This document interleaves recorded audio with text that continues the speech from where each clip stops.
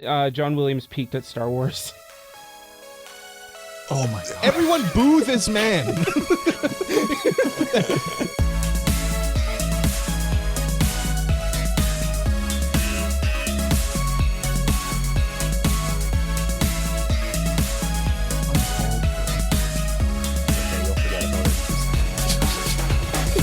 Mari Crombo Weebs. My name is Cole. His name is Mike. His name is Jay. We like anime, and this is episode 139 of AniPro. We're almost at 140, boys. We're almost at 150.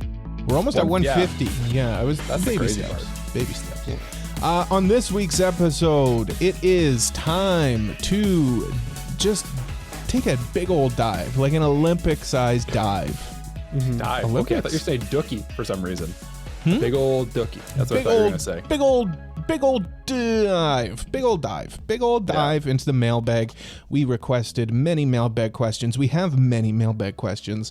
So much, in fact, it's going to be a two-parter. It's going to be part 1 and part 2 of this episode. So I guess it's still a one-parter, but it's both parts of this one part. A two-haver is what you're calling like two halves, so like a whole episode, maybe? Like, yeah. Listen, I try. I tried to emphasize that this is. Mm-hmm. We got lots of questions. We have to forego our usual rivalries and just be in the business mode. Cole's got his business hair on. Jay's got his business shirt on. Mm-hmm. I've never done business in my life, but I'm ready to learn from you two. Well, we're here to teach you. The episode. Yeah, this will be the episode. Yeah. But of course, before we dive into business, we do have pleasantries that we have to go through the motions here, of course. Then never mind. This is Let's the part. This is the part where I'm forced. Well, this is business.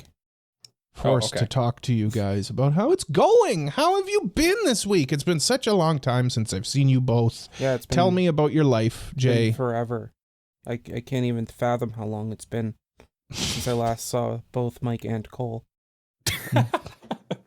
He says, obviously missing us. Wink, wink, nod, nod. Yeah. Jay, what's new? How's it going? Not bad. I was just at a party last night. It was my cousin's engagement party. And party on. You know, like I don't know. This is the introvert test here. You know when you like get to a party and you're just like, I don't want to be here anymore. Yeah. That was me yesterday. I knew basically no one aside from like obviously.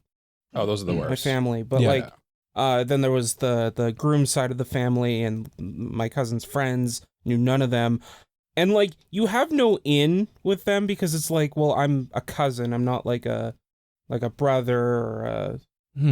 So it's like the extended family. So it's much harder to get into that. Yeah. And you're in a rough spot too, because you kind of don't control your own destiny as far as like leaving.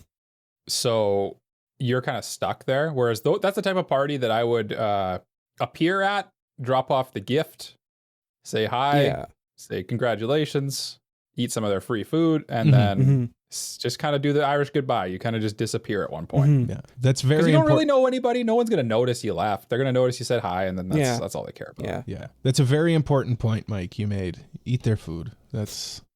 Yeah, of course. Yeah. There's gonna be it's restitution for forcing you to attend this function. The food was mid. Well, and speaking from experience, as someone who's planned a wedding and socials and stuff like that, and parties and stuff, you're doing them a favor because inevitably they plan to have way too much food and they're going to be stuck at the end of the party being like, what do I do with all of this? I don't want to eat little finger sandwiches for the next 3 weeks.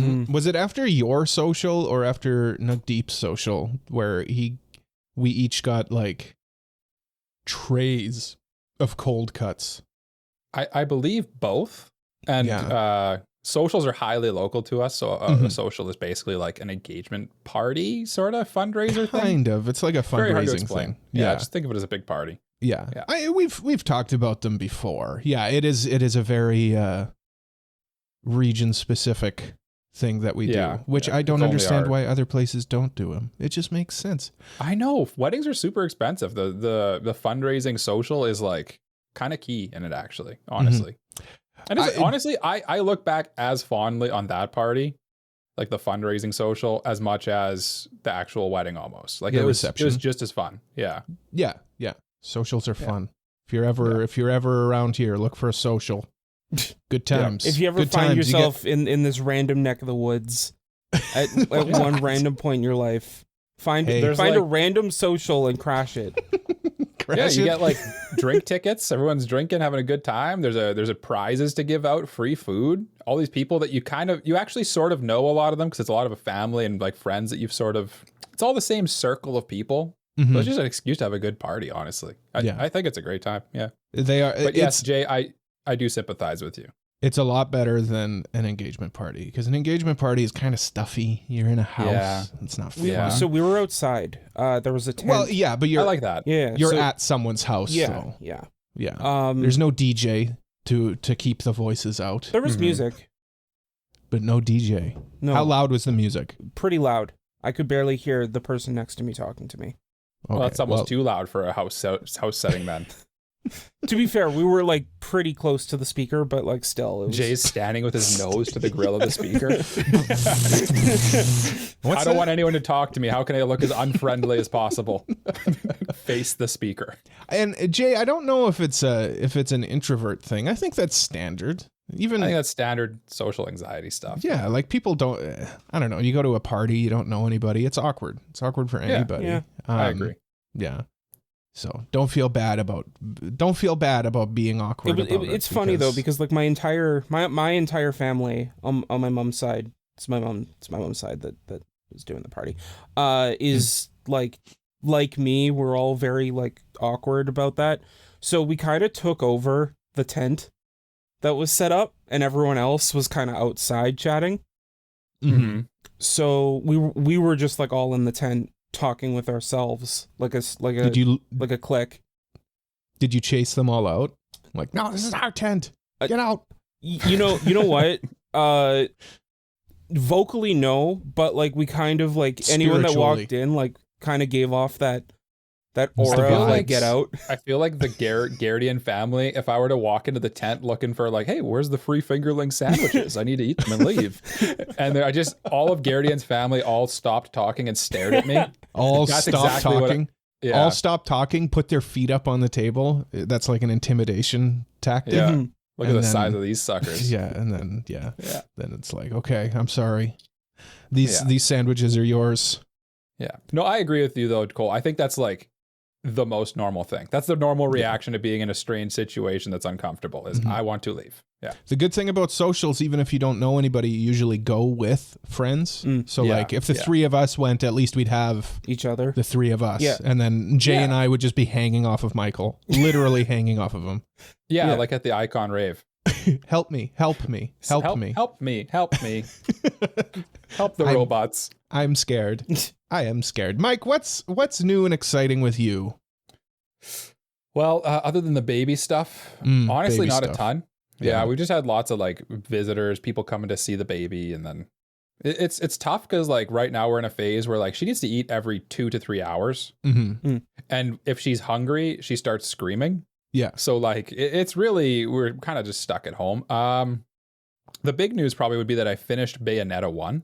Ooh. In one of these late night jaunts, and it's a good game. I like these action packed games. It kind of reminds me of like old God of War a little bit, where it's just like you're basically on rails in the game, but all you have to do is just kill everything.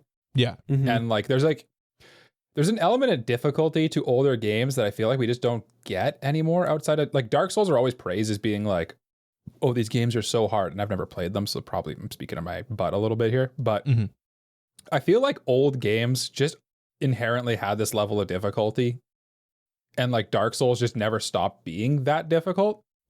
So then compared to all the other baby food we get these days, it's like, oh, these are hard games. But then if you just play something from like 15 years ago, you're like, dang, this is a hard game. Yeah. You know what I'm saying? Kind of.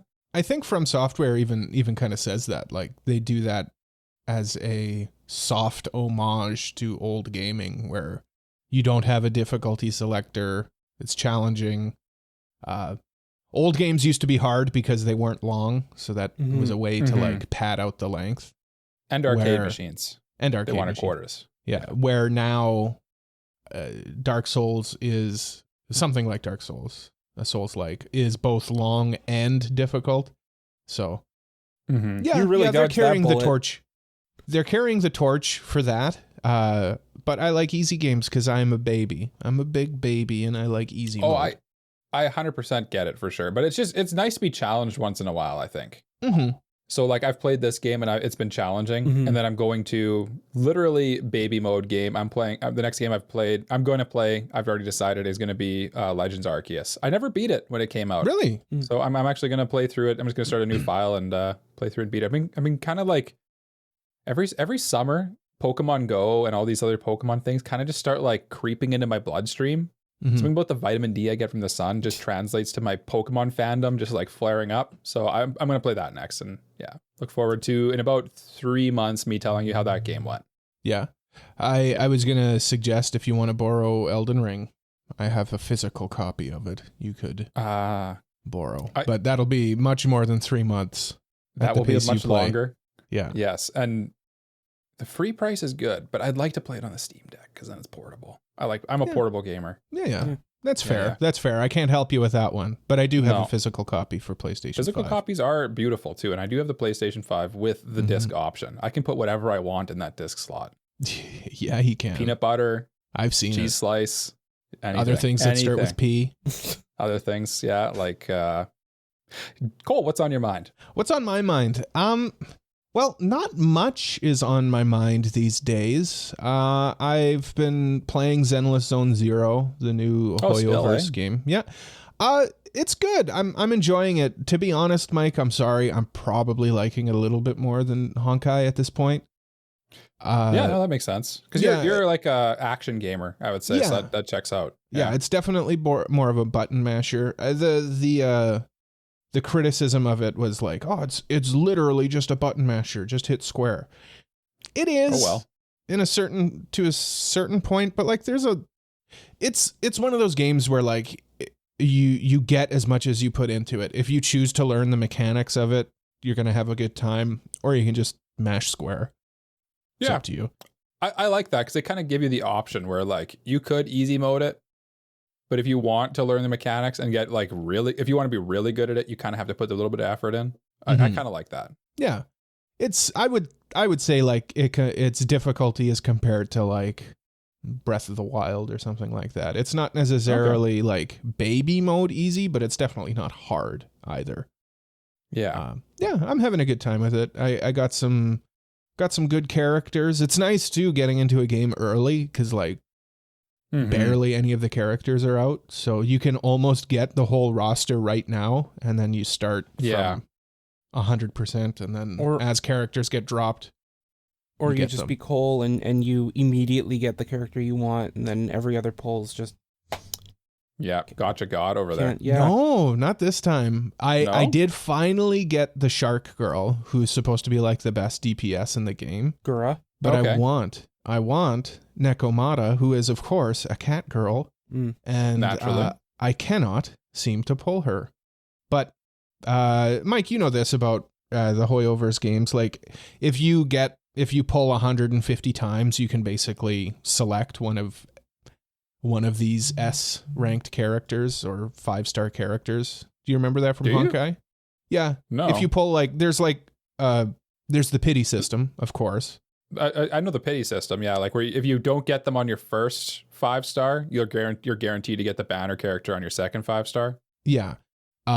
Where there's like a second pity system, which is like you're guaranteed to get one of these 6 characters, and you select which one you want after like 150 pulls. So I'm about halfway through to that. So I'll eventually get it, but. That's the struggle. You'll get your cat girl. I'll get my cat girl. She'll be my main. Cat girls are great. Cat girls are great. She's got 2 tails. Interesting. Twin tails. Well, gentlemen. Is my mouse working? Yes, it is. Thank goodness. Where is this button that I press? Here it is. It's time for the mailbag. It's mailbag time. This is a big old mailbag. It's going to be so big. I think what I'm going to do with that clip is just like distort it. I'm just going to bass boost the shit out of that. Yeah. It's a big mailbag. If you've got mailbag Massive. questions in the future, of course, we do mailbag every week when we have time. But this week, it's all mailbags all the time. But if you've got mailbag questions, you can send them over to us at the website, AniProPod.com/mailbag, or in the Discord. Let's dive in, gentlemen, shall we? Let's dive in. Let's get in there. Let's get right in there. First question here. This one's from Mexi. What was your first romance anime that made you start watching romance anime? Jay? He looks deep in I guess thought. technically SAO. Is that it's a got romance anime, though? Well, it has romance in it, and I think like it romance is one of the tags in the show on like AniList or Mal. You are your favorite kind of right, technically right. It's the best kind of right, but like it was. I could see it if you're like new into anime, getting into this, and you're like, wow, this is so romantic. And now it's like you look back on it, and it's like this is so romantic. This is it's very romantic. It's time. It's a timeless romance, honestly, Cole. Truly. Between Kirito and his swords. Yes. Yeah. No, Kirito and dual wielding. He doesn't even care about his swords. He just likes to dual wield. I love that everybody has their own superpower, and Kirito's is the ability to carry two swords at once. Isn't that incredible? And use them both. He's the only person in this whole game who's able to dual wield. You know what? I'm going to come out and say it, Jay. Yeah. I'm going to come out and say it. Yeah. SAO, pretty stupid. It is It's very a pretty stupid show. It's a very stupid show. What's not stupid, though, to young Jay, is the romance. The romance, yes. But if I can just go down the rabbit hole of dual wielding for a moment, they say that the reason Kirito could dual wield is because he had the fastest reaction time, and then later on in the show, he admits that Asuna was faster than him with a sword. Oh, good. It's good writing there, Reki. Good job. Very good. Yeah. I'm so glad that Jay bought that book from him at Icon. Yeah. So at Icon, Jay literally came back to the table and he was like, I just had to see how he did it again. And we're like, what are you talking about? And he's like, I bought this book. It's by the guy who wrote SAO. I want to see how he keeps getting away with it. How does he keep getting away with it? I still haven't read it. Mike and I were trying to tell him it's because of you, Jay. Yeah, but I can't be the only one that's called like, oh, Jay sent me money again. No, you and your people. You and your like-minded people. There's nobody like me. Oh yeah, there is. Most SAO fans don't read the light novel. They just watch the show. That's true. Yeah, that's true. Light novels are pretty niche. Yeah. Light novels are pretty lame. No, they're pretty cool. I refuse to accept your answer, though, Jay. What is your first romance that you were like, damn, I'm into the romance? Because SAO is kind of like I understand what you're saying, and I kind of have an answer that's like that. But like, what was the one where you're like, you clicked on the poster and you knew it was a romance, and you're like, yeah, give me that this tickles my Jimmy. Yeah. Like, SAO was the show that, like, when I saw the romance, I was like, I want more like the romance in SAO. Okay. So like that's kind of why I gave that answer, but I think the one that comes to mind is Yamada-kun and the Seven Witches. Okay. Which I don't think either of you have seen. One. I've not seen it. No, I haven't seen it. I am partial to a witch in anime though, so I might check it out. But it just there's 7 of them.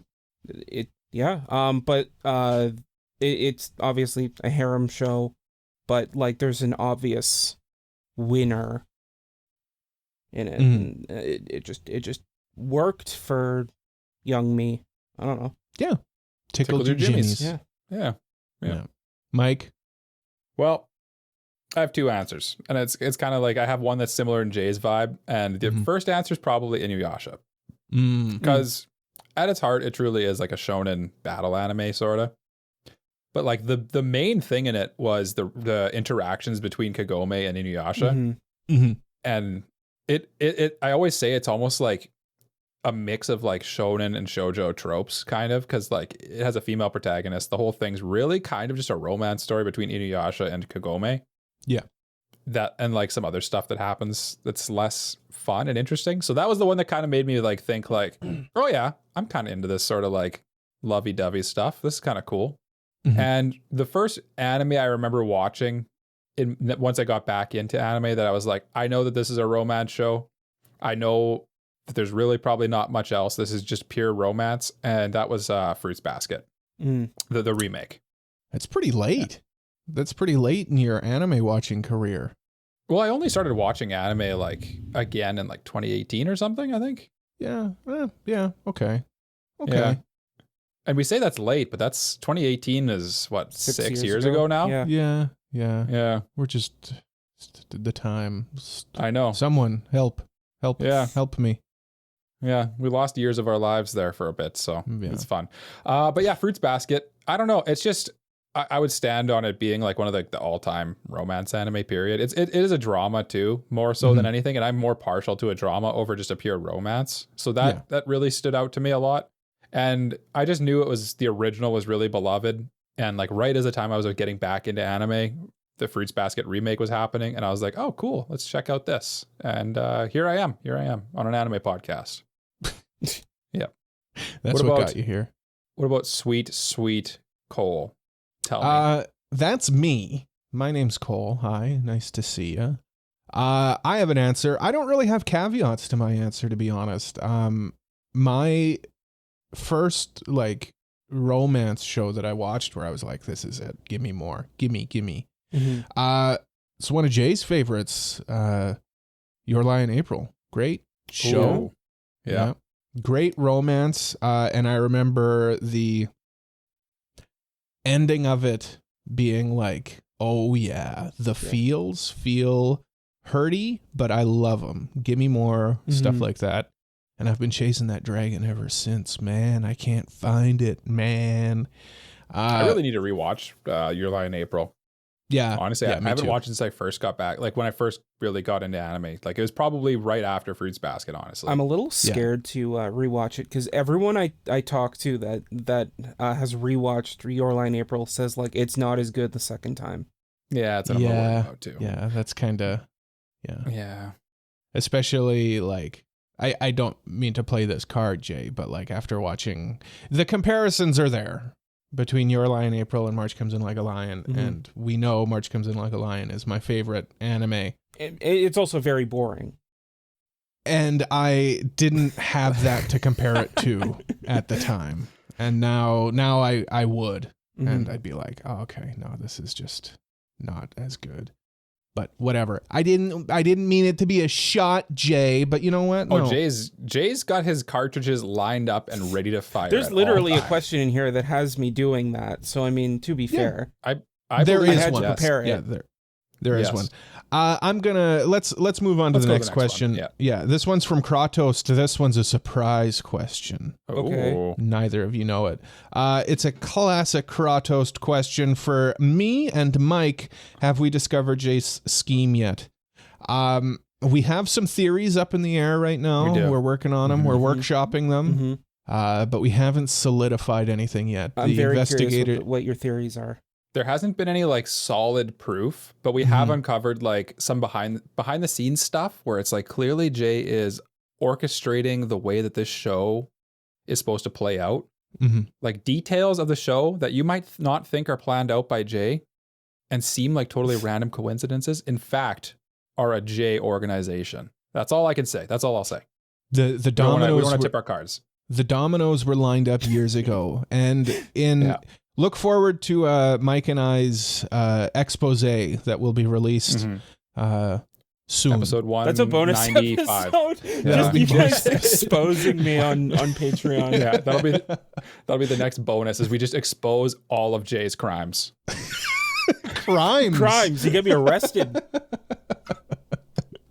Okay, next up, we've got one here from Super Dave. What is your isekai cheat power? And do y'all think it could carry a 13-episode series without boring the audience?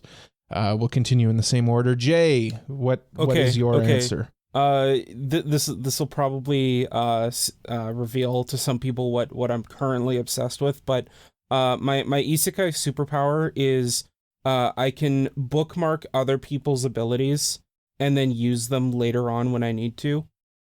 So like and I can use them better the more I understand that person. Isn't that like that one character from My Hero Academia, the vampire girl? There's a pretty common skill, I'd say, like the copy skill, basically. I'm not critiquing. I'm just asking. It is copy, but like, you're thinking of Toga Cole, and like I'm not. Yeah. It's not like there's no blood involved. It's just like yeah. The more I understand a person, the better I can use their ability, and I can just store it. Who is that from? What character are you stealing that from? Because I recognize that. It's from Omniscient Reader. Oh, okay, never mind. Was it Ubel who did that too? From Yeah. If she believes something, right?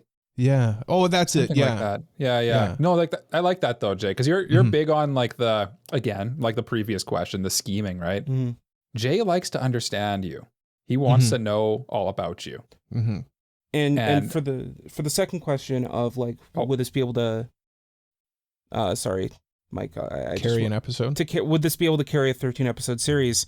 I think it would, because the whole show is like going into like all the different characters, and as it gets into like their stories and backstories, I'm just understanding them more, and it's giving my power more power.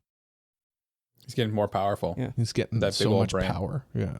All the power is powerful. I like Mike? That checks out. That checks out for Jay. Yeah. What about you, Mike? What's your power? Dave kind of called us out on this one a little bit, because they said, I don't know if it was intentional, but they were like, I want you guys to be prepared for this one. So I was like, crap. So now I can't do. You're calling us out because we always like just kind of read them as we go. And I was like, okay, I need to come up with a good answer for this one. And I thought about it long and hard. And I couldn't help but think of, do you guys remember an older anime from like several years ago called The Hero is Overly Cautious? Mm-hmm. Mm-hmm. Yeah. Where he like just trains basically for the whole thing. Mm-hmm. So I think I'd be kind of in that vein, where I think I'd like work really hard. Cause like I'm basing this on like kind of how I see myself. This is my superpower in real life a little bit, is that I work really hard and I learn things quickly. So it kind of similar to Jay's like copy trick. I think I would be able to like pick up on things fairly quick and then use that as like a sort of a copy ability, but maybe I guess it's similar to Jay's in a way, but it'd be more hard work based. And then in my mind, when it came into the 13 episode series, it'd be more slice of lifey, where it'd be like, okay, I need to overcome this problem. How am I going to do that? And then I'd have to like research and figure out like a way around the problem. And the whole episode would be like me solving that one problem. And at the end it'd be solved. And we move on to the next episode. And I think that could carry for 13 episodes. Okay. Yeah. Keep it lighthearted, keep it fun, keep the little zany too. I think I could carry 13 episodes as my cheat skill. Although I don't know if that's a cheat skill. I feel like that's kind of a weak cheat skill. So hard work and determination is Mike's cheat skill. Yeah. Pretty well. The Shonen Jump of this podcast. Yeah. You know, I was trying to come up with an answer for this one, and I did just before my problem with questions like this is I overthink. I overthink. And as Mike was explaining his answer, I kind of had a good idea. In IRL, you two know this about me. I like politics. I'm interested in politics. Very. Yes. I find them interesting. And whatever. My isekai power, based off of that, isn't necessarily a power. I kind of like the isekai protagonists where they get isekai'd, and they don't necessarily have magical powers, but they have knowledge from their previous life. Their previous life. Yeah. So I think mine would be that. Like I know stuff about politics, and I would get into this other world and like organize a coup. Yeah, get into like the political system of this other world. So it would definitely be more of a political intrigue thriller type thing. Not very exciting, not action packed, but you can make it though. Yeah. Like I'm thinking of, well, I mean, maybe something like Apothecary Diaries has that same vibe. You know, there's not fights in it, but it's very procedural. I think that's what I would do. Would I carry the show? Mind is, I was going to say the other one that comes to mind is Seventh Time Loop from a couple seasons ago, where they get reincarnated and they use their knowledge from past lives to kind of like stop things from happening in the government. That's essentially what you're saying, I would say. Yeah. Sorry, I cut you off. Yeah. No, that's okay. I was going to say, would I carry it? No, I'm a very boring individual. And no one wants to watch me. Because ultimately what it would be is I'd be trying to figure out how to play Farming Simulator in another world. Essentially, That's what the show would be called. Ultimately, I'd be stumbling my way through life, and I'd somehow get myself into this situation, this political debauchery that I described. But really, I'm just trying to figure out how I can play Farming Simulator. Cole, you're in a fantasy world. Just become a farmer. Well, that's hard. That's how the show would end when I finally realized that. Yeah. That would be my answer. Yeah. Let us move on to the next question here. This one's from Mog. What is an anime or manga which you would like to see a live action of? Or fan cast your favorite anime as a live action? Would it work?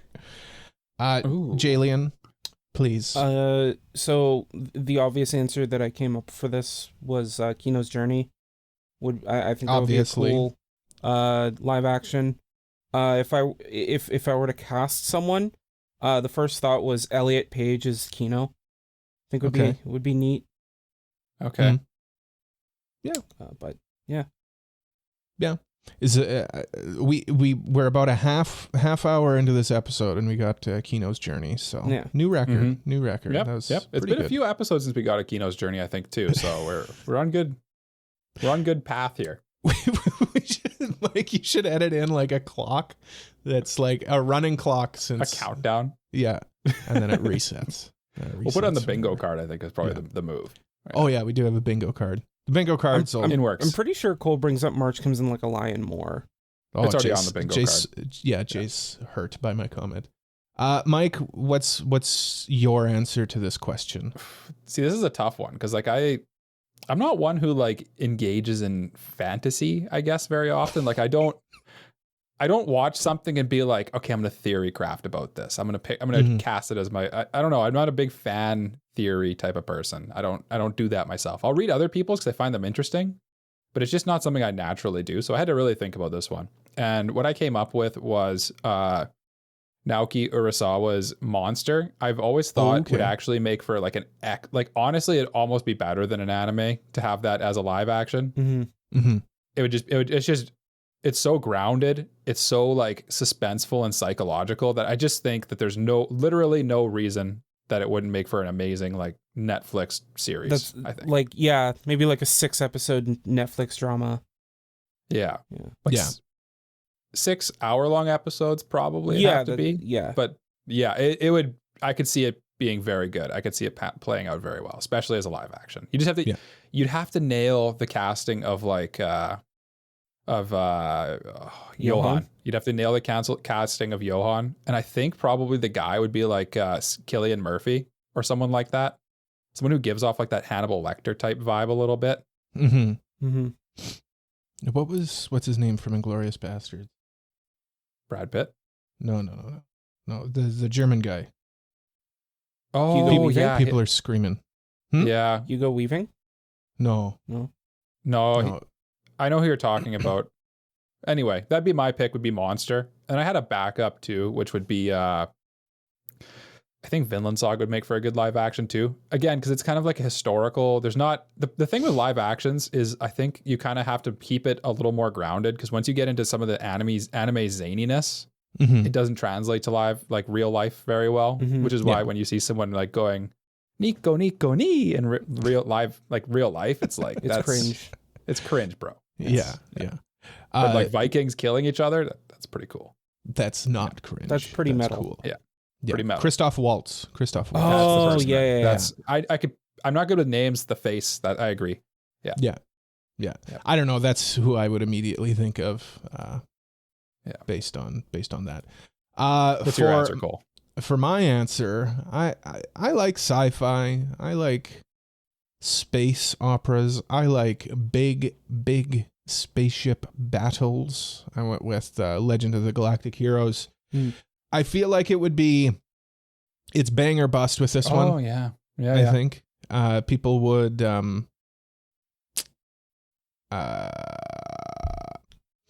the first movie would have to excel for it to work, I think. Otherwise it could be like movies? those would have to be movies, I think. Yeah. Or I think the longer Netflix formula for TV shows these days, like The Boys or The Stranger Things or stuff like that, where it's like a hour-long episode. I could see that working. Mm-hmm. Yeah, that could work. I immediately think of a movie like it would be big budget. It would be huge budget. Yeah. Do you think that it would be like compared to Star Trek a lot because of how it's a space opera? Yes. It definitely would.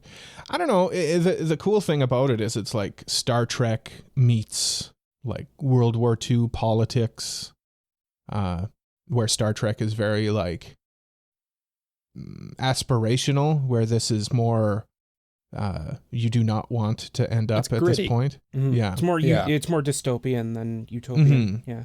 Exactly. Yeah. Star Trek, like the battles happen because there's outside forces, where Legend of the Galactic Heroes is two forces clashing against each other to try to take over everything. I've always thought that like Legend of the Galactic Heroes is basically mecha if you just took out the big robots. Like if you put a Gundam in that show, it'd be a Gundam show. Yeah, kind of. I think that there is like a lot of like tactical stuff that's discussed in it as well. Like it goes over my head because I'm a smooth-brained idiot. But like they talk about like tactics in these battles and these space battles and stuff. Yeah. And then there's the cool like little ship to ship action that happens as well. I think it would just lend itself well. A huge cast as well. Yeah. I don't know who I would necessarily cast in this. I would probably want to go lesser knowns. But who would direct it? Oh, okay. Yeah, direction. Well, I mean, Denis Villeneuve, I guess. I don't know. I like Denis Villeneuve, but it would probably be Spielberg, and it would probably be bad. Because Spielberg's lost his magic. I'm gonna say it, ladies and gentlemen. Here's my hot take of the day. Did he ever have any magic? Yes. Undeniably. Yes. E.T., Indiana Jones, Jurassic Park, Schindler's List. Guy just lists off like some of the most iconic movies of all time. But like, are they good though? Yes, they are. yes, they are good. Why don't the listeners ponder that question for a minute? Yeah, really think about that. Think about it. Go back and watch them.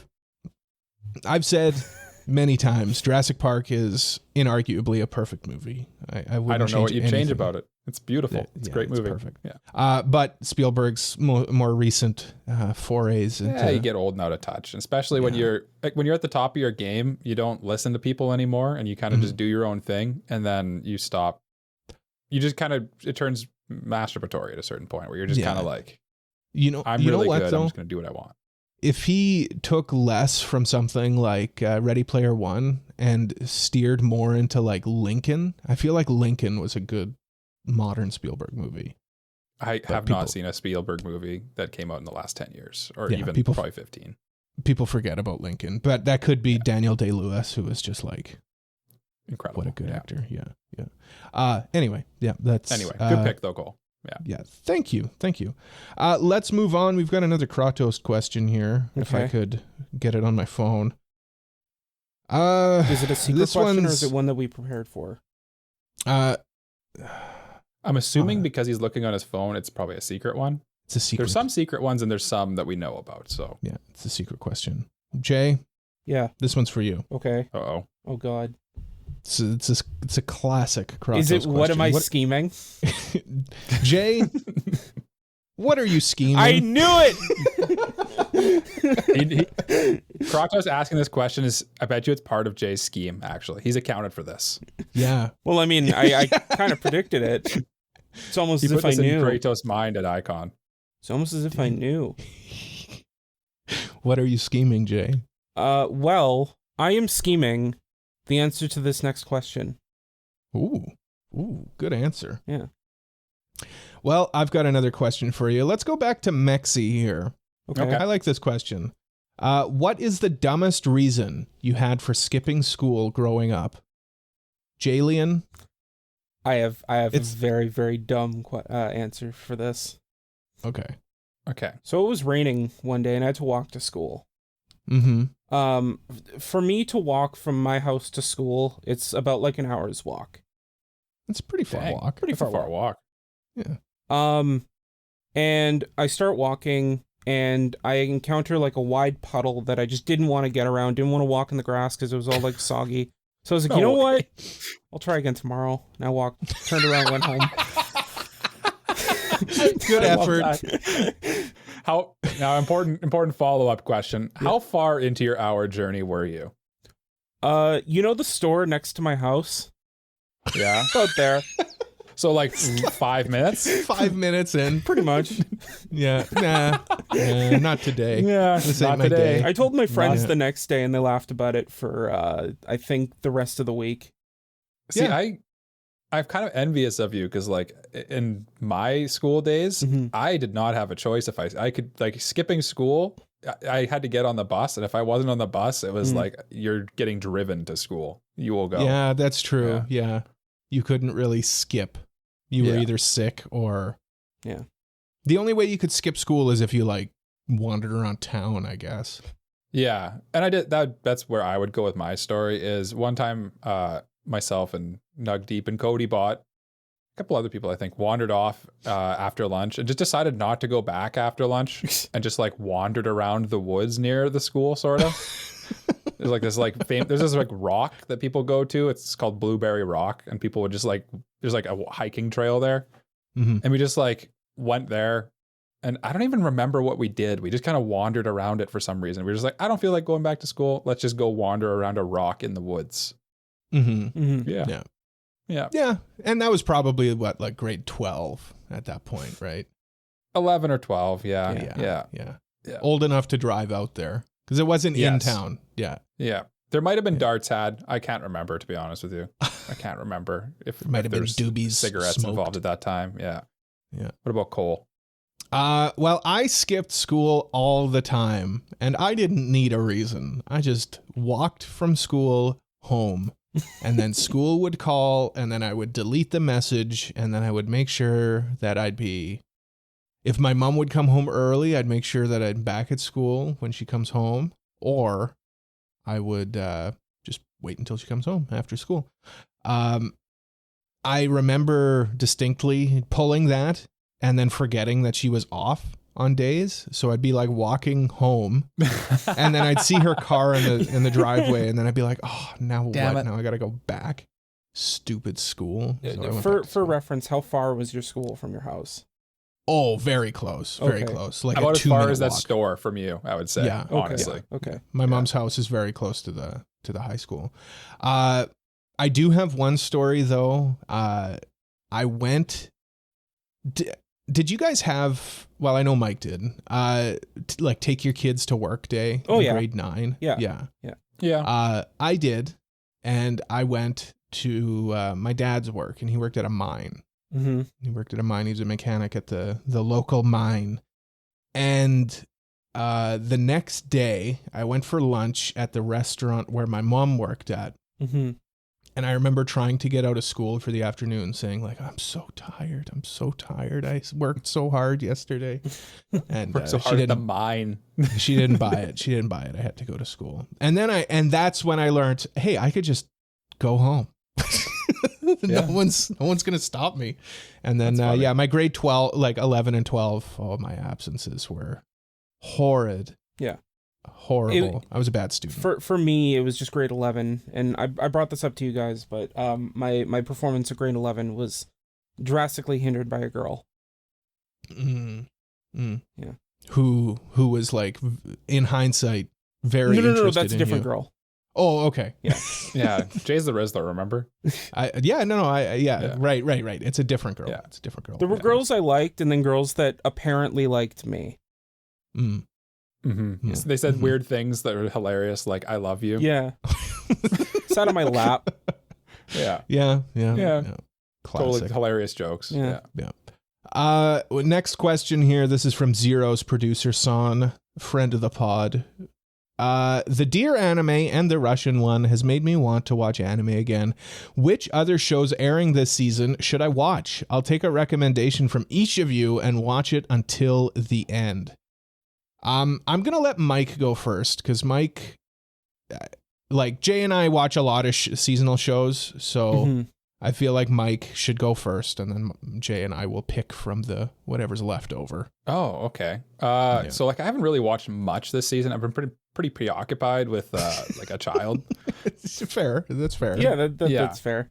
I feel like we're getting into a routine now where I can finally, like, we just started watching Oshinoko season 2 just recently too, and we watched a bit of the baby's first anime ever watched. By the way, on the podcast, I'm putting this on record, was Nokotan. Mm-hmm. Just putting it out there. She was very fascinated. It's a lot of bright colors. Yeah. She will grow up to be a meme lord. I said this to Mike. If her first word is mid, I'm going to laugh hard. Mm-hmm. Mm-hmm. I'm hoping that it is mid. I think that'd be tough because I don't know if I've ever said the word mid out loud, not on the podcast, to be fair. Yeah. But The universe is communicating. Jay will make it. Jay will use it's part of his scheme. He's gonna like somehow hack her baby monitor reverse, and then he'll just repeat mid, and into her brain all night. Anyway, the one that I came up with as someone who's watched literally only 2 shows, and one of them is disqualified. Both of them are basically disqualified because he said he's watching Nokotan, and that's the inspiration for the question. Mm-hmm. And then the second one is Oshinoko, so you'd have to watch season 1. I don't want to do that. I want to recommend something you have to watch a season 1 of. I'm going to recommend something that I think you might like, even though I think it's maybe not the most beloved thing this season. I've been seeing, it's one of the shows I drafted, and it's Nare Nare Cheer for You. I know that Zero's producer Son here is a fan of the idol genre, Idol Master in particular. And that's basically what this is, but with cheerleaders instead of idols. And I just feel like it might be up your alley of anything this season. Like it's kind of a tricky season to recommend something to you, honestly. I'll be real with you. And that would be mine. Nare Nare Cheer for You. Full disclosure, I have not watched a single episode of it yet. It's not rated super well, so do with that information what you will, but the ratings don't necessarily mean anything yet either. So people watch one episode, they didn't like it, and they rated it low. Well, he did say that he'll take a recommendation from each of us and watch it until the end. So now he is forced to watch this show. No, he has That was to. the part that I felt kind of bad about. I'm like, I'm making him watch something I haven't even watched yet. I mean, he did this to himself. Yeah, he did do do this to to himself. Yeah. It's true. I will watch it at the end with you, producer Son. Now, Cole, who goes next? Jay can go next. Okay. And Jay's going to steal my answer. I think Cole and I have the same answer. And I know that Zeros is a very big fan of good girls, and also a lot of rom-coms. Like he likes Quince, he likes Rent a Girlfriend, and you know what? This season is a very good season for that kind of show, especially for a show like Make Too Many Losing Heroines. Just a well-produced, well-directed show about a lot of really good girls, and as Zero's producer Son would say, a Chad amongst them. That one did stand out to me as a potential candidate as well. So I'm glad you said that one. Great reaction shots. Like, it's probably the reaction shot show of the season. I laugh just at like the main girl's faces half the time that she makes. It's just a good show. Yeah. I'm really enjoying that one. That was my answer, but Jay took it from me. So if it's any consolation, Zeros, Jay and I both think you should watch this one. So I think you'll like this one. If it got a Weiss set, I feel like you'd run it if Weiss were still a thing. Yeah, Weiss that's a good way to. That's a good Weiss way is to. a thing. It's not dead. No, it's I dead. refuse. It's dead. Very dead. I refuse. I burnt all the cards. my answer then, because there must be three, because there are three co-hosts, I'm going to go with 2.5 Dimensional Seduction. Interesting choice. Yeah, it's, I don't know. I think you might like it. It's fun. Again, you got good girls in it. And yeah, I guess the protagonist is Chad-like, as Jay put it. He's got some qualities that make him entertaining. I think it's entertaining. It's an entertaining show. I think that would be my second pick behind what Jay said. Yeah, I'd be cautious with that one because I think Zeros is not a big ecchi fan. That's what I was thinking. Yeah. Everybody says that. But now he's got to watch it to the end and watch it in the living room where your roommate. Here's what's gonna happen. I'm gonna ask him. Oh, did you watch 2.5? And he's gonna go, because that's his move. That's his move. Yeah. Yeah. He's talking about the bazongas is what he's talking about when he makes that move. He you know what? He has gone up to me and I think Cole and said, I don't know what it is, but Amelia looks better in season 3. I don't know why, but Amelia's now suddenly best girl. I'm calling out Zeros here. He says he's not into ecchi, but I think, don't believe anyone when they say they're not into ecchi for the most part. So Zeros, what I want you to do is I want you to watch these 3 shows and tell us which one got you the best. Yes, please do that. And I suspect it's Jay's, to be honest with you. I think Jay might. I think so, to be honest. Yeah. We'll do another Kratos question. This one is one that is for everybody, and it's one that we're all aware of. He asks, if I, Kratos, am the tribal chief of the Mailbag, who from our Discord or Annie hosts would be my faction mates like the Bloodline in WWE? I think Jay should explain what that means, because I answered this. I have no idea what it means, and maybe we'll find out that my answers are hilariously wrong. But yes, explain, Jay. Me too. Yeah. So the Bloodline is basically just a faction in wrestling. One of the most prolific factions in the modern day, I guess. Professional sports. Yeah. Like if me and Cole have literally heard of, acknowledge, and the tribal chief and like understand that, I would say it's pretty big. Yeah. So yeah. And then basically all the things he listed are just like the roles in the in the faction. So to be clear, he listed 5. He listed the right-hand man, which would be, I guess, like his main dude, his main guy. Yeah. Right? Yeah. So, okay, hold on, just to clarify. So who is in the WWE, in the Bloodline, who is the main guy? So Roman Reigns is the tribal chief. Reigns. Gotcha. Okay. Who's the right-hand man? Right-hand man is Jey Uso. Okay. Then moving down, next up, he's got Enforcer. Enforcer's basically like he's the muscle. Okay. And that's Solo Sikoa. Okay. You got the wise man. He's the guy that like he's the schemer. He's the guy that comes up with like all the plans. Yeah. Okay. And then the wild card, he's just happy to be there. So the wise man is Paul Heyman, and the wild card, I'd say Sami Zayn. Just kind of like he doesn't seem like he belongs there, but he belongs there. Well, we missed Tribal Heir. Yeah. Tribal Heir is also Solo Sikoa. Okay. Oh, someone's filling 2 roles. I didn't realize that was a possibility. Yeah. Pay that guy double. All right. Okay. So Jay, you gave us a nice explanation about what all of these means. Thank you for that. And for that, your payment is to go first. Okay. Your prize is to go first. As the person who actually knew what they were doing. So I'm gonna say that I'm gonna go out of order here because I just think that I'm gonna say the Tribal Heir is super mexy because I feel like he aside from Kratos, he's the one that like kind of fills our mailbag all the time. Okay. So I feel like it just makes sense. Right. Okay. The Enforcer, I'm gonna say Dave, because he's the one that was like kind of saying like, hey, I want you to prepare for my answer. Oh, that's okay. Good all right. Jay put a lot of thought into these. Yeah. Okay. All right.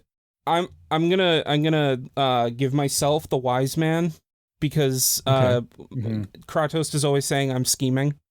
I think True, that's fair. because you are. Yeah. Cole's the wild card because he's just happy to be here. I'm just happy to be here. Thanks for having me. Okay. And I think that just leaves right-hand man. Yes. And I'm gonna say that the right-hand man is Mike. Oh, well, thank you. Okay. There we go. Nice. That was very nice of Jay to give you such a prestigious title. Yes. Now, Mike, what are your answers? What are your incorrect answers? Don't worry, mine will be as well. Yes, I appreciate that. For right-hand man, I went with Mexi because I feel like, honestly, Mexi and Kratos are both tribal chief of the mailbag a little bit. Like, I feel like they're kind of 1A, 1B a little bit. So I feel like a right-hand man was a person who's like, they could step in for them, no problem. They got this. Okay. Enforcer, I wrote Cole. Because Cole's got that tough guy haircut, is what I wrote. Hold on. He dresses and acts like a local tough. Look at him. Put on some specs. He looks like he thinks he's Fonzie. And then there's an explosion behind Cole. Yeah. Tribal heir.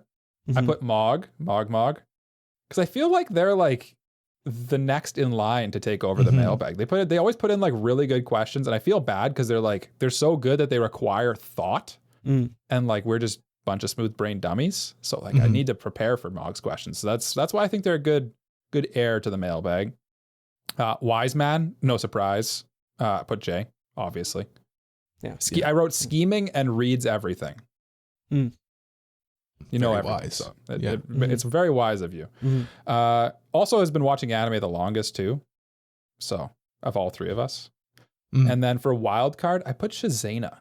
Because I feel like you just truly never know what Shazana's going to do or how she's going to respond to things. So I feel like that's the true essence of a wild card.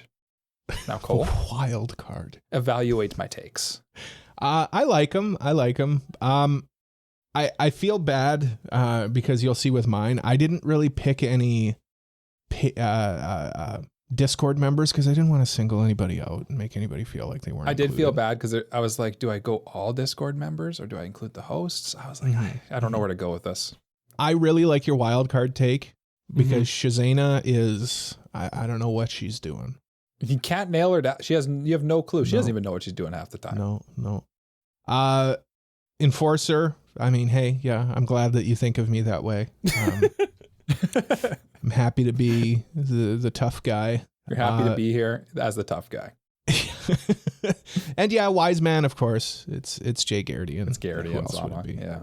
Who else would it be? Yeah. Jay, do you have any thoughts on Mike's? Yeah, I mean, I think that Mike had some really good picks, and overall, just a great bloodline. Well, thank you. Yeah. What about Cole's bloodline? How's his blood looking? Spill it. It's thin, and it's sweet. High pressure. Yeah, sprays out. Okay, so right-hand man. It's a person. I was thinking of this. Here's my rationale for everything, because I do have to defend everything because they're all wrong.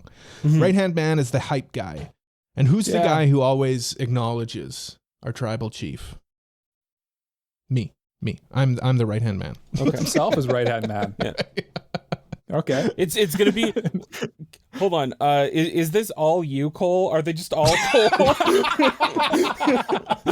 No, it's not all me. It's not all me, but I am his right-hand man. Cole is the wise. I mean, Cole's just the smartest one here. He's the enforcer. I mean, I just enforce all the rules. I'm the progenitor of the podcast. No. Tribal heir. I mean, I'm the progenitor, so obviously I'm the heir to the throne. Wild card. I mean, you never know what I'm gonna do next. I mean, I picked Cole the whole way down. I mean.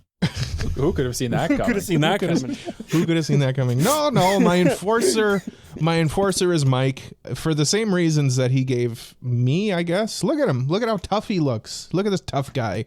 If you take his glasses off, you get those beady little pig eyes. Oh, that's scary. The tribal heir, I went with a newborn baby. I went with Mike's daughter for the tribal heir. She can be corrupted. She can take over from Cohosts in a few short years.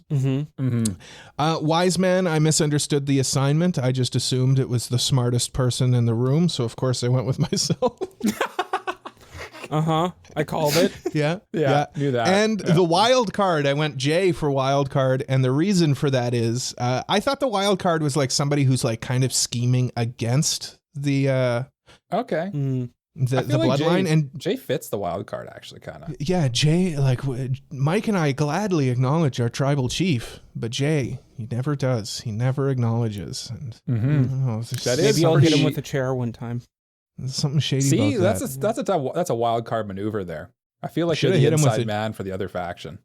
Should have hit him with a chair at Icon. That would have been very exciting. And let's do one more question here from Cohosts before we go into a break. Okay. Speaking of Icon, what was the best cosplay you saw at Icon 2024? I'll go first with this one. We can share answers because there's only so many. There's only so many answers. I'm gonna go with the person. I don't know if it was male, female, non-binary. I don't know. It was somebody cosplayed as Freeren in the chest. They built That was mine. They built a awesome. chest, and then it was just their legs hanging out of it. And I don't know how they moved. I don't know. I would look away, and then I would look back, and then all of a sudden the chest would be in a different spot. It was like Weeping Angels from Doctor Who. I don't know what was going on. I don't know how they did it, but it was very impressive. You know, now that you mention it, like they were in front of the table for quite a bit of the time, and I actually don't know the answer to that question. I don't know how they just moved. I actually don't know either. They must have been on like a little skateboard or something. I don't know. Yeah, they must have been on like a little platform that rolled around or something. But Is that all three of our answer? Because I feel like that was. I have a different answer. Okay. Okay. My answer is the Jesus cosplayer. Oh, okay. Yeah, he's. But He's I an think that's icon. mostly because of the moment.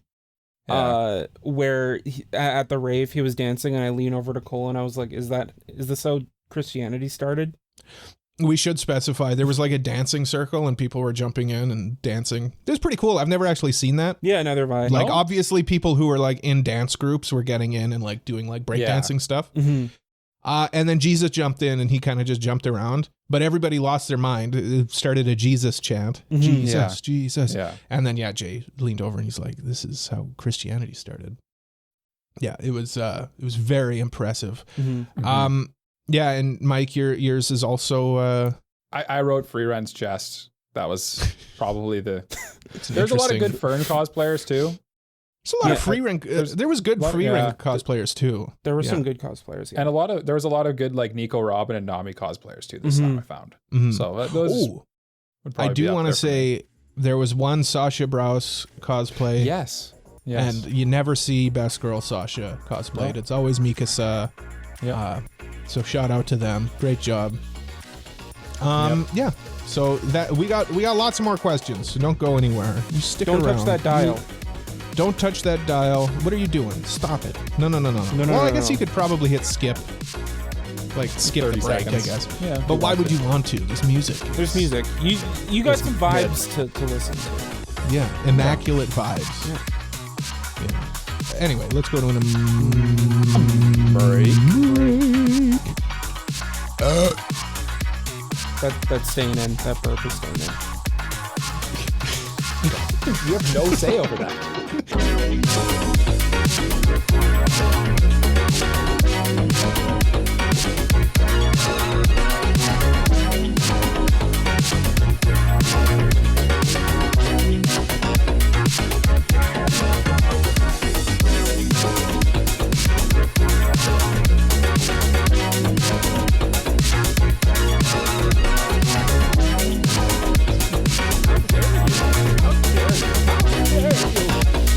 That's right. I'll say it again.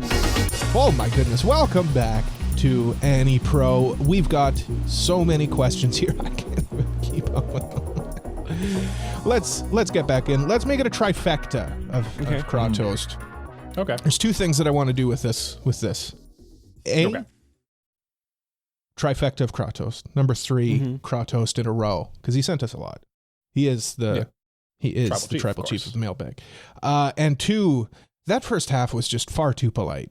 I think we gotta hurt each other a little bit here. I think we gotta hurt each other's feelings. This one's for all three of us. What's one series your co-hosts adore, but you secretly, not after you answer this question, hate? Does not need to be an anime, can be any sort of media, live action, animated, video games, etc. And just so we're all clear, that sounds very lame and boring and dumb and stupid. I disagree. I think it sounds very the opposite of those. Yes. No. We're talking about series that are like that.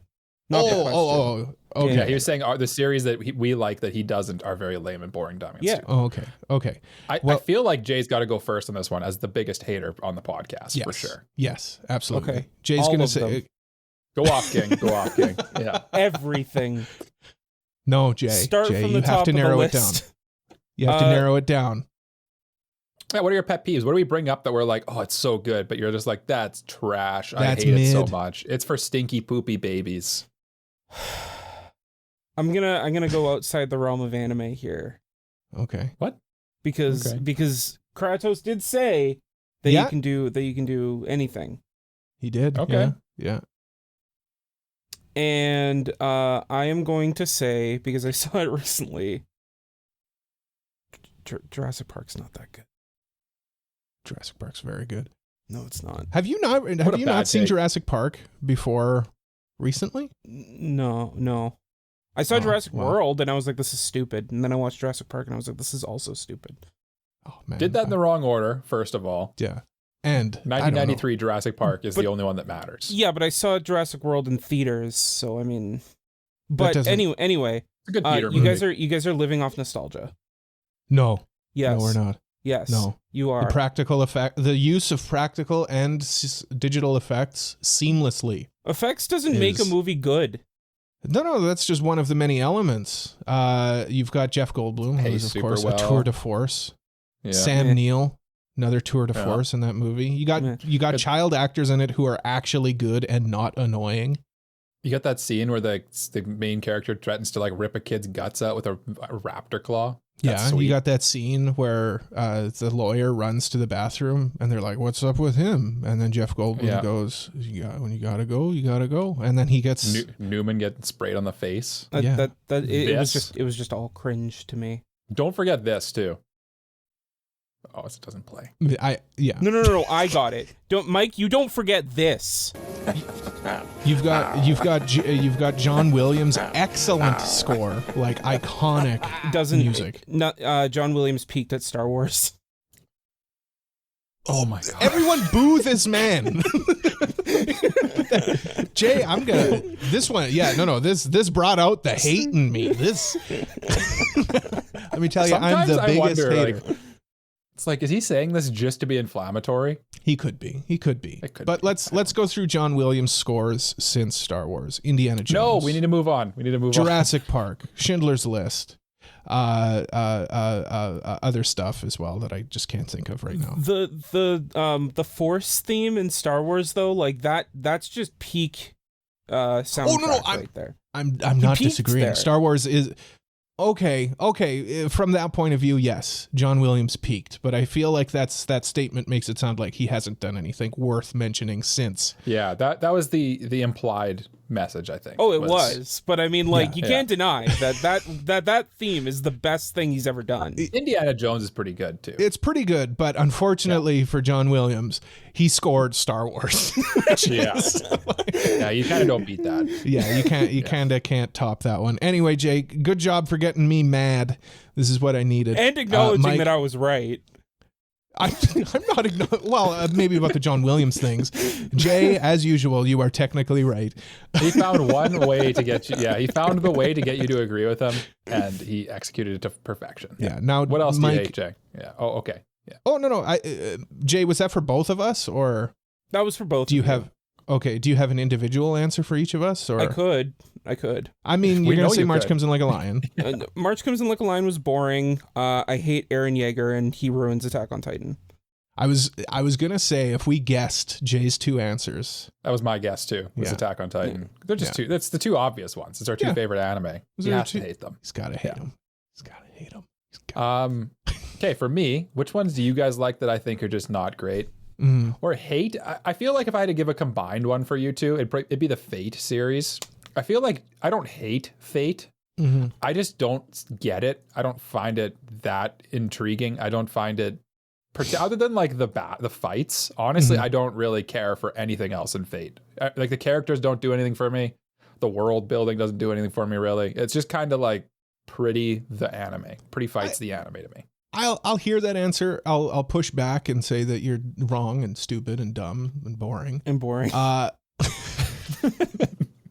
No, Fate's just got so much to it. I think that's why I like it. Like it's like, if you don't like this element of Fate, why don't you try Fate? But it just feels like they just try to like.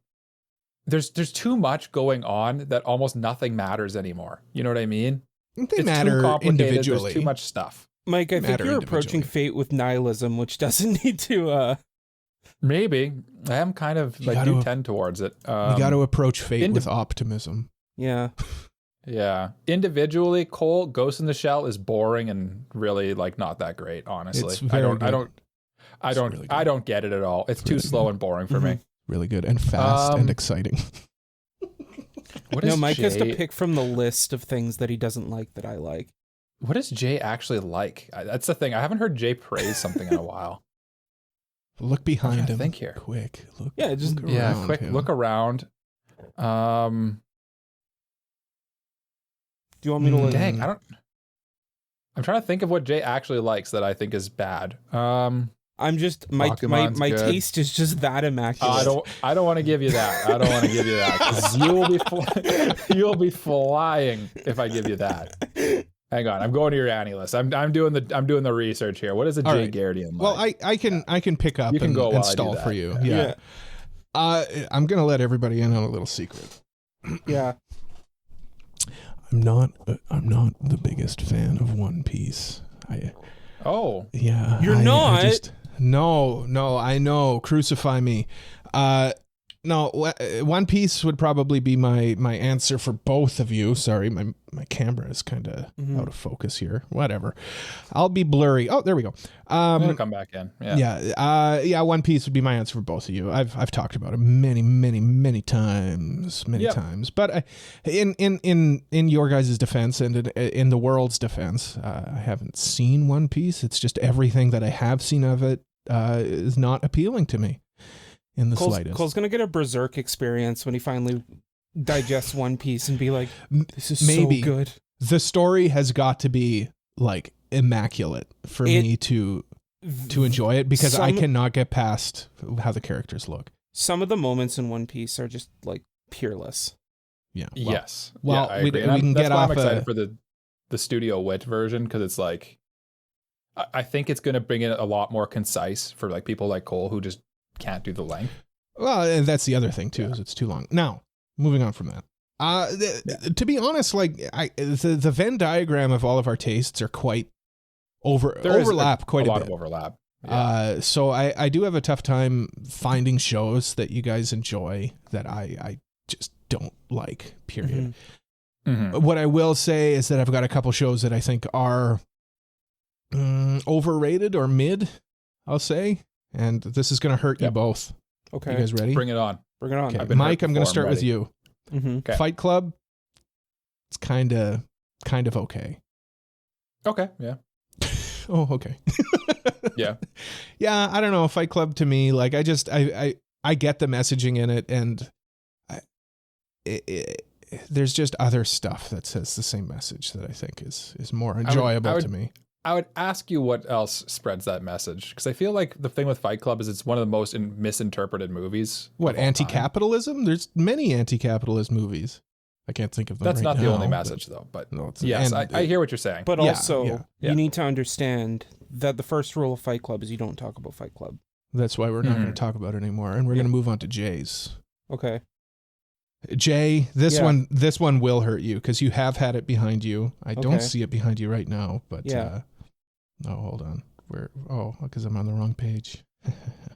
I've got it written down. I can't. I don't want to. I don't want to say the wrong thing. I opened up the wrong page again. Get it together. I know. Man. Give me a break, okay? Where are you? While you're trying to figure out Jay's, I realized the one that Jay and I disagree the most on, and we actually did a review on it, and that's High School of the Dead. Jay loved that anime. I thought it was dookie doo-doo poopy baby. Honestly, fair. Sure. That's honestly fair. I found it. Makia. Makia is just okay. Yeah, that's fair. Yeah. It's very sad. It's very like emotional. But there's like I feel like there's stuff that I've watched that has gotten me more emotional. It's sad in the way Anohana's sad. Mm-hmm. Yeah. And where like but it's again, not like sad, it's just emotional. Yeah. Like that the episode of Violet Evergarden. I compare episode 10 of Violet. Is it episode 10? Whatever. Episode whatever of Violet Evergarden and Makia, and I just feel like the Violet Evergarden episode is more impactful. It's tighter. Makia's good. Makia is just okay. And that's the worst criticism I can give to stuff that you guys like that I really don't care for. They're just okay. Yep. You told us to get angry at each other. I feel like we were still pretty tame because it's pretty tame. Other than Jay saying Jurassic Park is not that's good. inflammatory. Well, you want to get angry. I was prepared to make you angry. That's true.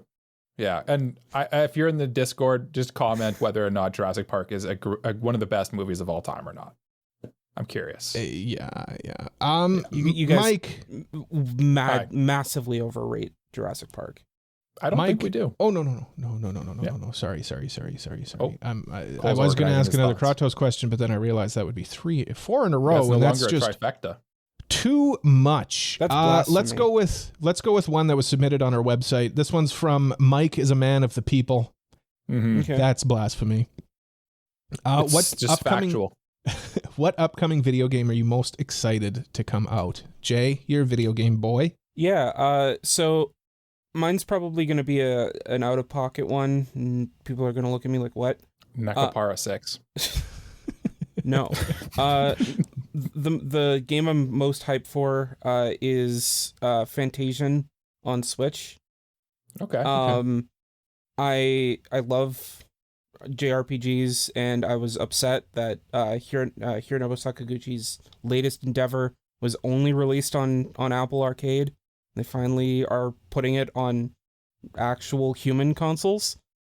And I think that it's really people actually use. Yeah. And I think it's actually cool because like all of the locations were real life dioramas that they built and then like took pictures of and put in the game. I think cool. That's really cool. And also Nice. Sakaguchi's like a legend. I mean, yeah. Michael, what are you just so excited for you can't even keep it in your pants? Well, I kind of actually almost took it out of my pants early in this episode, and it's Pokemon Legends Z to A. mm-hmm. To me is the thing I'm most excited for, and I kind of like I alluded to. I took it out a little earlier when I was talking about Legends Arceus. I was playing a little bit, or I want to play. I've just been in a Pokemon mood lately. They come and go with me, but there's just something about I feel like, and I think Cole will agree with me on this. I feel like the Legends formula that they found for the modern Pokemon game is the winning strategy. Yeah, I feel like they need to, going forward, more games like that if you're going to do a 3D Pokemon game, and then probably go to like a 2D 2.5D yeah.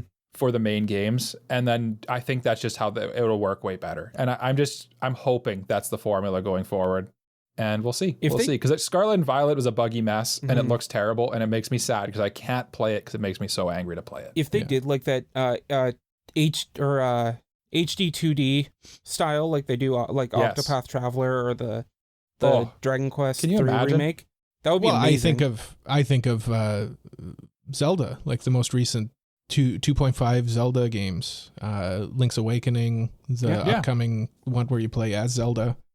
Like that'd be perfect. Yeah. Do that. That would be cool. Yeah. Yeah. That'd be perfect. Like Link's Awakening. I just think of things like Brilliant Diamond and Shining Pearl, where they were like okay, and they were kind of like that. So like, I think that they were okay just because Diamond and Pearl are just okay games, and that's part of the problem. But Diamond and Pearl are okay. If they remade Platinum, it would have been better. Yeah, right. I think that was the problem. Is they had the winning formula. It's just they were kind of working with a bit of a not a turd, but like, not the best. It was also anyway. a different. It wasn't Game Freak that did it. They outsourced it. Yeah. It was weirdly the company who did Pokemon Home that did it. Anywho, that's in the Pokemon Minute. Legends Z to A. I'm excited to go back to my least favorite region, weirdly, is the one that's based on France, Kalos. Yeah. And I'm curious if there's Mega Evolution. There's a lot of questions that the Pokemon fan in me wants answered with this game. They kind of teased that Mega Evolution's back. There's cool lore like that I think could be worked into this game, and I'm curious to see where it goes, and we'll get a nice little throwback. Cole, what game are you excited for? Do I even need to answer? Would you guys like to guess? Farming Simulator 2024? No, Jay. Don't be ridiculous. It's Farming Simulator 25. Of course it's Farming Simulator. I can't wait. I don't know. I went through the list. Nothing really jumped out to me. The other thing with video games is it's a very visual media. So like when I'm reading names of games, I'm like, I don't know what's happening. But when I see Farming Simulator 25, that gets me excited. So what's different in Farming Simulator 25 that wasn't in 24? There's new twactas, Jay. There's new twactas in it now. Oh, well, you batten down the hatches. I know. Right. I know. Why you're trying to get me on this one. You're being facetious, and I'm serious. I'm excited. No, I know. Is there like new GMO crops this year too? Maybe. I don't know. You get to like pay new licenses to Monsanto or something? Perhaps Bayer. I'm just excited for it. I love Farming Simulator. Yeah, it's a good time for me. Yeah, so that would be mine. If anything, Cole, I want to save you money with my facetiousness, because why couldn't it just been DLC? I hear you. Well, I mean, they got to release a new game eventually. Okay. It's the Madden. Honestly, I give them credit for not doing the Madden thing of just doing it yearly and skipping years, because they could easily do it yearly, and they probably did before. But yeah. I mean, updated graphics, updated stuff. There's little things with Farming Simulator right now that I kind of the graphics aren't why you're playing Farming Sim. The graphics are pretty good. It's like incidental stuff. Like, I don't know. I don't want to get into it. It's hard to explain. Anyway, we got lots of mailbags. We do got lots of mailbags. Let's keep the website questions coming. Okay. This one's from Doro. Hey Doro is mid at best. What are some manga you've been reading lately? Jay, what are some mangas you've been reading lately? Can I count manhwa? No. Okay. No. Yeah, that's cheating. Okay. Oh, yeah. If whoever wrote this wanted you to include manhwa, they would have wrote that. Yeah, I suppose so. So I'll just say I read all of Shonen Jump today. My Hero Academia has one chapter left. It'll be done by the time this episode goes out. Just casually. Yeah. I just read all of Shonen Jump today. And that's kind of sad. I think. Yeah. Is it sad though? I feel like people say things ending is sad. I always find it's more melancholic. Like it's kind of like it's bittersweet. Yeah. It's sad in the sense that like I won't get any more. Mm-hmm. You know. But you finally get to see how it ends. Yeah. You know. But like you said in the past, a lot of times manga don't really do great endings, and My Hero Academia kind of ended like a couple chapters ago, and this is just kind of epilogue. Yeah, endings are tough. Yeah. Mm-hmm. So, because everyone, especially with something long running like My Hero, like people always build up their idea of how it will end, and then it's like if it's not that, instantly people don't like it. Right? Yeah. You got to give ending some time. You can't react to an ending too quickly. Yeah. That's a good take. Mike, have you read this week's Jujutsu Kaisen? 262, I think. No, I have not. Did you read the one from today? No, I did not. No, then it was 264. Okay. Yeah. You might get hyped from it. Ooh, I feel like we're in the end time, so I'm curious now. Yeah. I'm curious. Yeah. And not just in the manga. Two words are said from one character that people have been wanting this character to say for a while. Jay, itching to spoil it for me. Speaking of things I've been reading, as there's a nice segue, Jujutsu Kaisen is probably one of the things I've basically been keeping up with, other than literally these last like week and a half here. And Chainsaw Man I've been reading a lot of, and Witch Hat Atelier, our next upcoming manga review, I've been reading. But I'm ahead of where we're reading up to for the manga review, so I have to like reread the first 3 volumes now. So that'll be interesting. Yeah. And for me, pour moi, well, I'll just say one manga that I keep up with for its bi-weekly releases has come to an end, unfortunately. Nagatoro is finito. Yeah, again, bittersweet. You know, it was the ending was maybe a little rushed. I would have liked a couple more chapters maybe, but it kind of gave me the same vibes as like Sound Euphonium ending. Like, oh, it's over, it's sad, but like, you know, these characters live on in our hearts, and that's yeah. Melancholic, right? Yeah. There's not really anything that I've been like keeping up with though, or going back to reread. I've kind of been off the manga train for a little bit, so yeah, that would be Nagatoro. Yeah, I'll have to find something else to keep up with. Let's move on. We've got a question here from Mogmog. What is an anime everyone should watch? Not a gateway, but maybe for someone who likes anime but hasn't seen a lot, or even a more experienced anime watcher. Jay, you're very good at recommending anime. Why don't you lead this off? So I'm going to take the mask off for a second before I answer this, because I thought about this, and I kind of want to give a little bit of a caveat here, and that's that anime isn't really something that I think, or media in general really, isn't something that like everyone would like, or like everyone, there's no like one size fits all for shows or for media or anime. So I don't really have that one show that everyone needs to watch, because I don't want to recommend something to people who probably wouldn't like it, because I don't I don't want to make them watch something that they wouldn't like. So my answer is kind of a cop-out, and it's the anime that they want to watch. That is the definition of a cop-out answer. That's so incredibly, you could not be more copped out, but I kind of respect yourself. what you've done a little bit. I just did. Yeah. Oh, the lead up was the defense. Yeah. I think if you transitioned that more to like, I would back you up if you were going down the road of, you know what, just because you think, just because people are saying, like earlier in the episode, I was recommending Nare Cheer for You, saying that it's getting bad scores online and stuff. Don't let that dissuade you from watching it, is what I would transition your message into, is just watch it if you think you'd like it, and then see if you do. I think so. It's just like, I don't want to, when I recommend things to people, it's not like, I think this is good, watch it. It's more, I think you'd like it, watch it. Yeah. Right? Yep. That's what a recommendation should be. So like, for me, the answer of, or the question of like, what's one show that you think everyone should watch, I take it as like, what's one show you think everyone would like? And there isn't really an answer to that.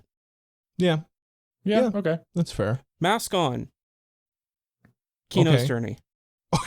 There you go. Thank you. Gave an actual answer. Yeah. Cool. All right. Okay. Yeah. Very good. We know that you love Kino's Journey. I feel like that was reversed. The Jay's mask actually just came off, and he gave his real answer. No, you're 100% wrong. Sure. Scheming. Anyway. He's scheming. Okay. Other than Kino's Journey, I think everybody should watch Ghibli movies. I feel like Ghibli movies are one of these things that for some reason, like even experienced anime fans, there'll be this weird gap in their knowledge where they might have watched like 1 or 2 Ghibli films. Like say they watched only Spirited Away and Princess Mononoke. And just because they're not really like advertised, and it's just, movies are just for some reason never as popular in terms of like the online community. I feel like just go out and watch more Ghibli movies. There's so many good ones, and they're so iconic, and they just are so unique compared to everything else we get in anime that I think that you'll expand your horizons whether or not you're a new or an old anime fan. The other ones I would suggest that everyone should watch are just the ones that are like incredibly iconic, I would say. Like the Evangelions, go back and watch stuff like that, or Attack on Titan. Not just because it's probably my favorite anime, but because it's so iconic and it's just like a titan of the medium.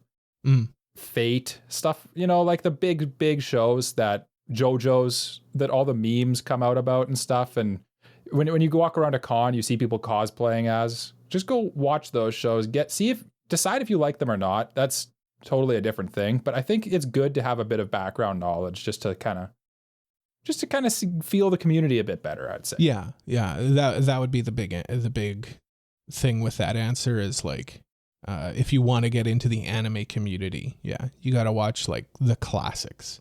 It depends on what you're looking for. Anime is of course a medium that we watch shows in, but there's a community to anime as well. So it depends on if you want to get into that community, understand the memes and stuff.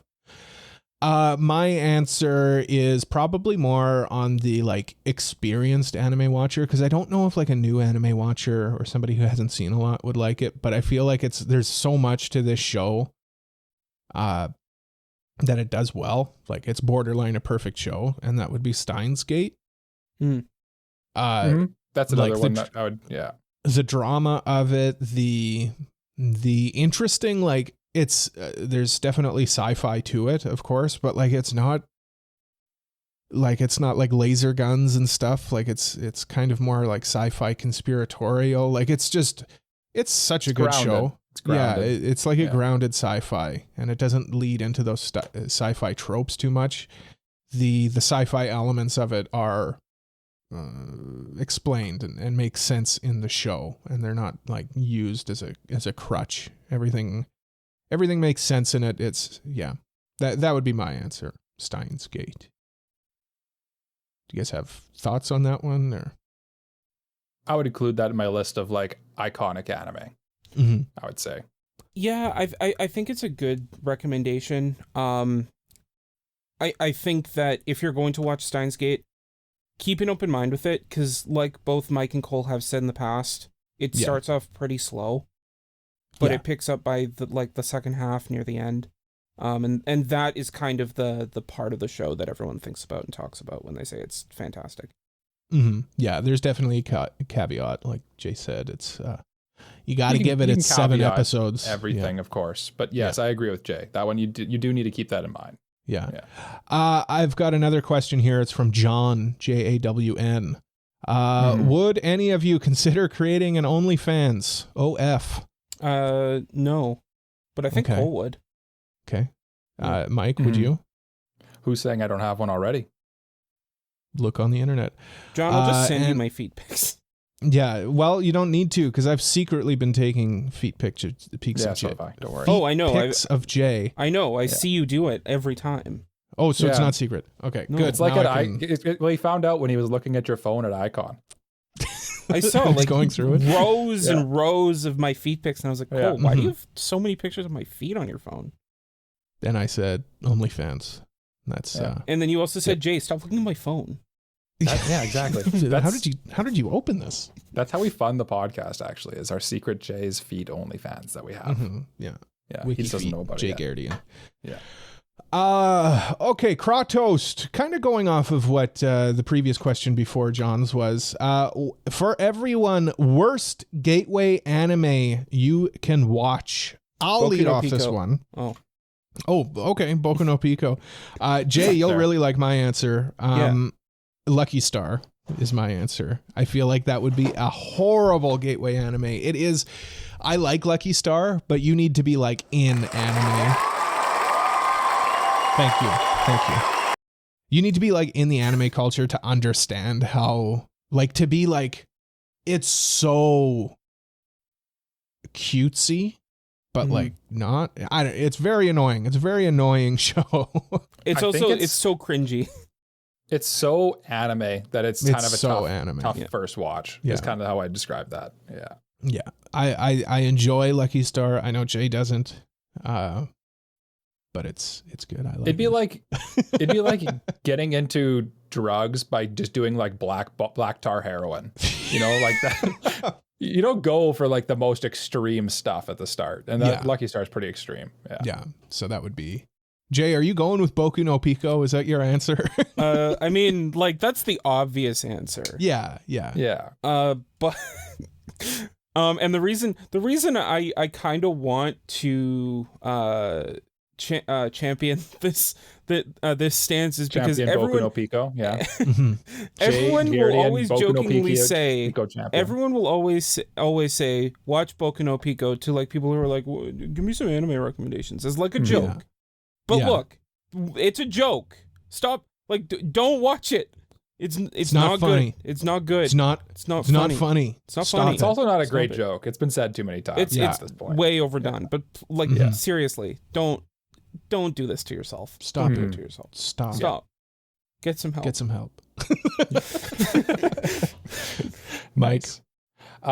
I went for a kind of ones that I could picture someone recommending as like, oh, you want to check out anime? Watch these, and I'll explain why I think they're bad. Is Konosuba gateways. on your list?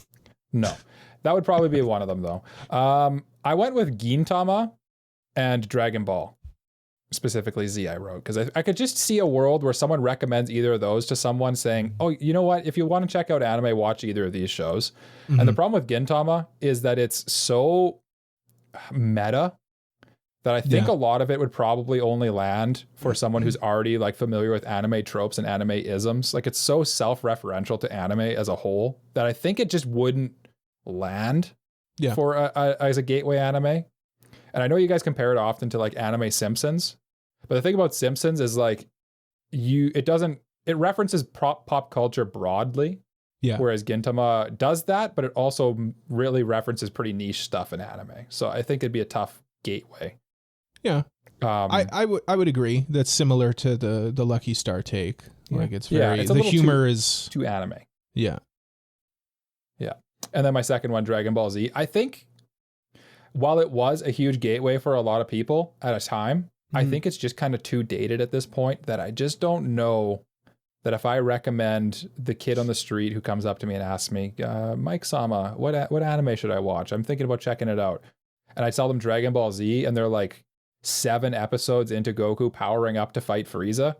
I don't know if they're sticking with anime, you know? And that's just, it's not representative of what anime is nowadays. Yeah. And I think that's probably why I'd consider it a bad gateway. Your argument sounds like the counter argument to Michael B. Jordan's anime recommendations, where he just like listed like Naruto, One Piece, and those shows. And it's like, don't like, I get it because like they are the popular shows, but at the same time, they're so long that it's hard to tell someone like, hey, look, I know they're long, but just watch them.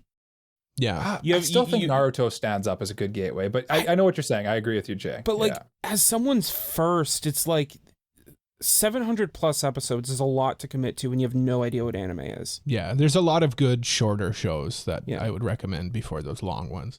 I will say Dragon Ball Z even knows about what you were saying because they did Kai as kind of like the whole reason that they did Kai was to shorten it, modernize it a little bit. Yeah. And it just like didn't go over very well from what I understand, but that's okay. Well, that's classic. When somebody tries to do something with a classic, anything true. classic, That's a good they get point. upset. Yeah. Okay. Let's see. Mike is my favorite host. Jesus. Excellent name. What is your dream car, Jay? Oh. I don't know. Nissan Rogue. A Nissan Rogue. Nissan Rogue. Like a nice one? Like top of the line Nissan Rogue? Nissan Rogue. 2016 Nissan Rogue base model. Yeah. Sounds about right. All right. Yeah. Sure. Point A to point B. Yeah. All right. Get you there. Yeah. Yeah. Mike. Watch out for the CVTs in those things. They go. Yeah. For me, there's my dream car, and then there's like a realistic dream car. My dream car is like completely unachievable. It's a Lamborghini Miura. If you look up what it is, it's like such a beautiful car. It's like a Lamborghini from the 1970s, and it's just so nice. It would cost me like literally millions of dollars, so it's just not an option. But whenever I play like a game and that's an option in it, I always pick that car because it's just so cool looking. It has like these cool like round headlights. It just screams like 70s supercar.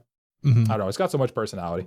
For like realistic ones I could own in my life would be like a Nissan GTR or like a BMW M5 or something like that. But I don't know. I'm kind of out of the German cars at this point. I think I'm tired of fixing them, and they do take quite a lot of fixing, and they're quite expensive. So. There you go. Now you understand. Yeah. That's why the 2016 Nissan Rogue would be a much more affordable choice. There you go. Now you figured it out. Yeah, it would be affordable. Well, I'll echo Mike. I'm a McLaren guy. If we're going like supercars, McLaren F1 would be super cool. But I'm too tall. I can't fit in those cars. So I probably wouldn't fit in my Miura either, to be honest with you. I'm gonna be lame. I have a Subaru Impreza. I'm gonna go with a Subaru WRX STI. You know, souped up, top of the line. Hatchback Subaru. still? No, the car sedan. Yeah. Yeah. They're just cool. They sound nice. I love the sound of the little boxer engine in them. I'm not a big car guy.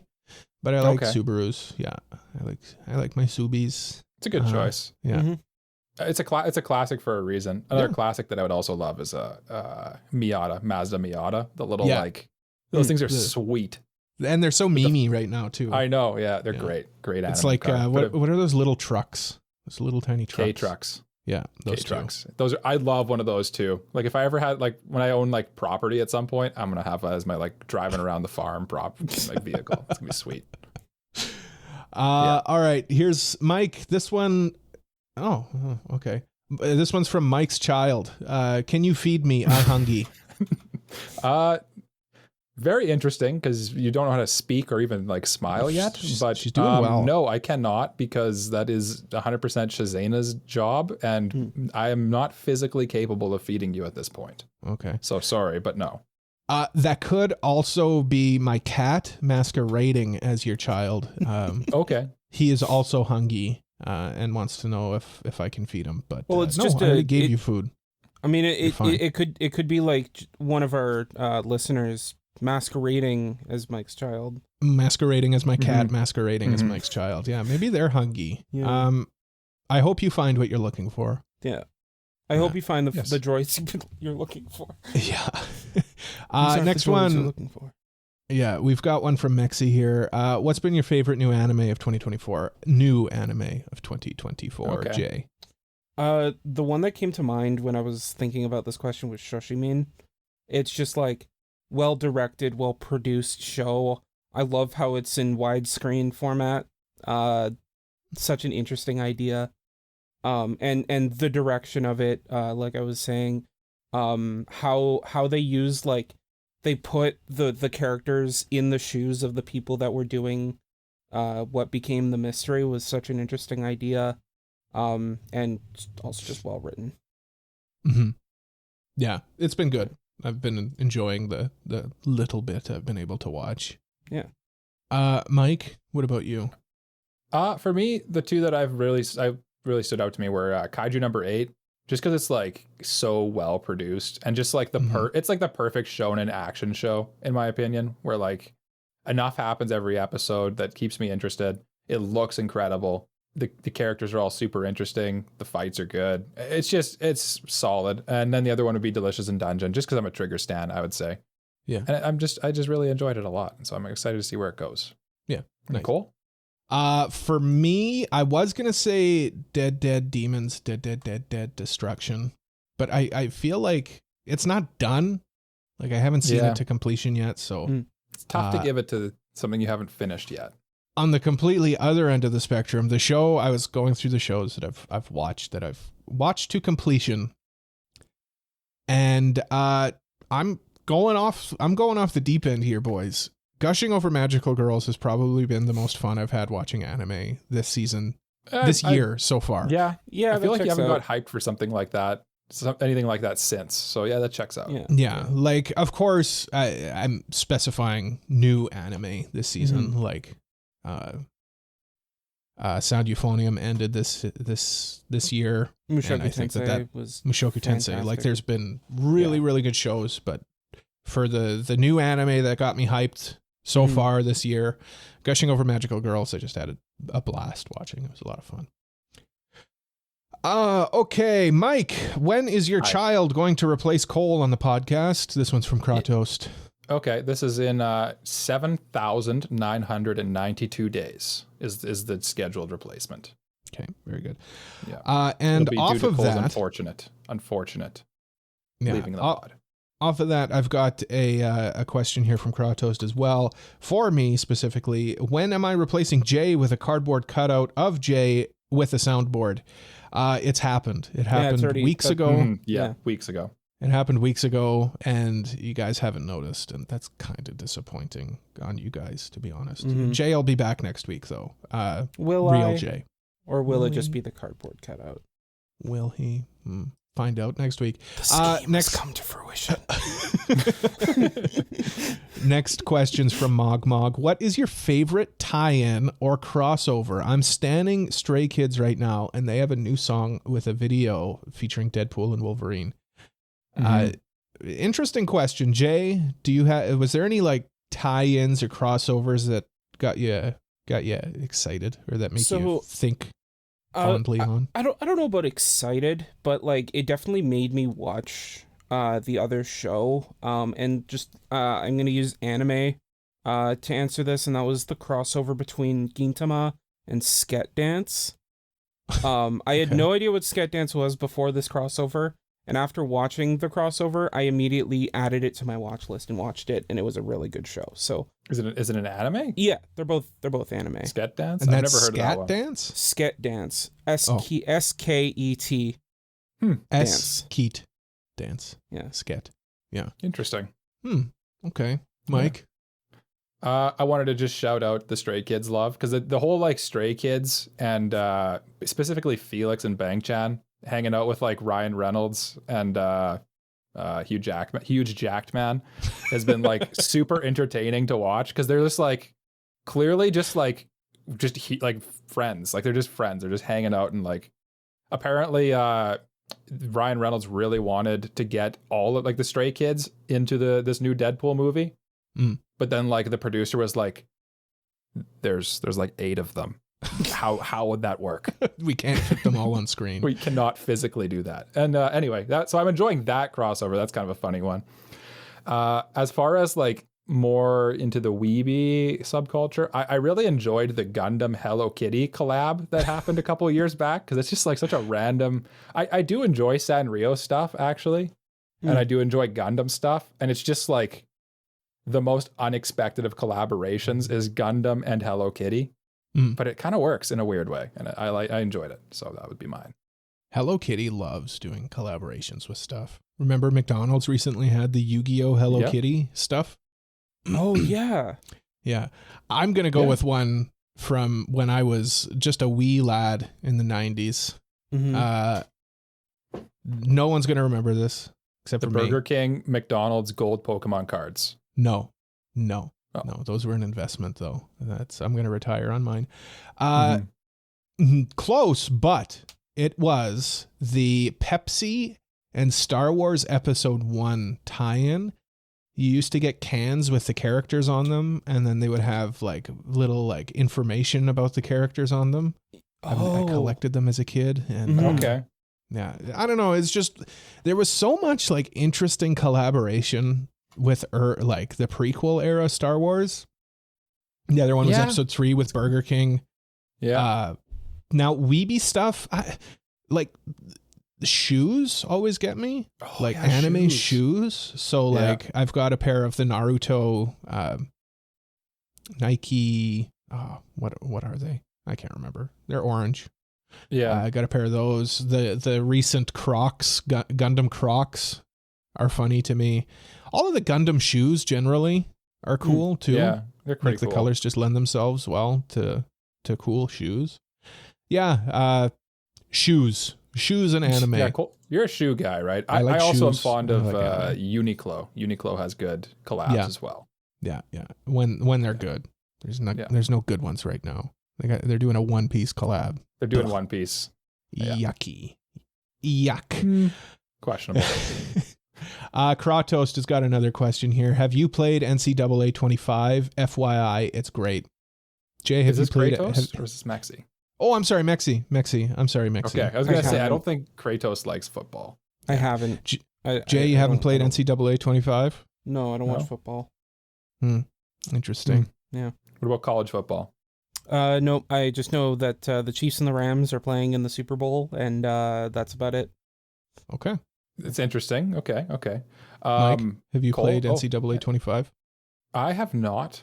And I'm very curious about this game because it seems like a game that I would really like. Because I do like the Maddens and stuff. I just stopped buying them because they're just like the same game every year.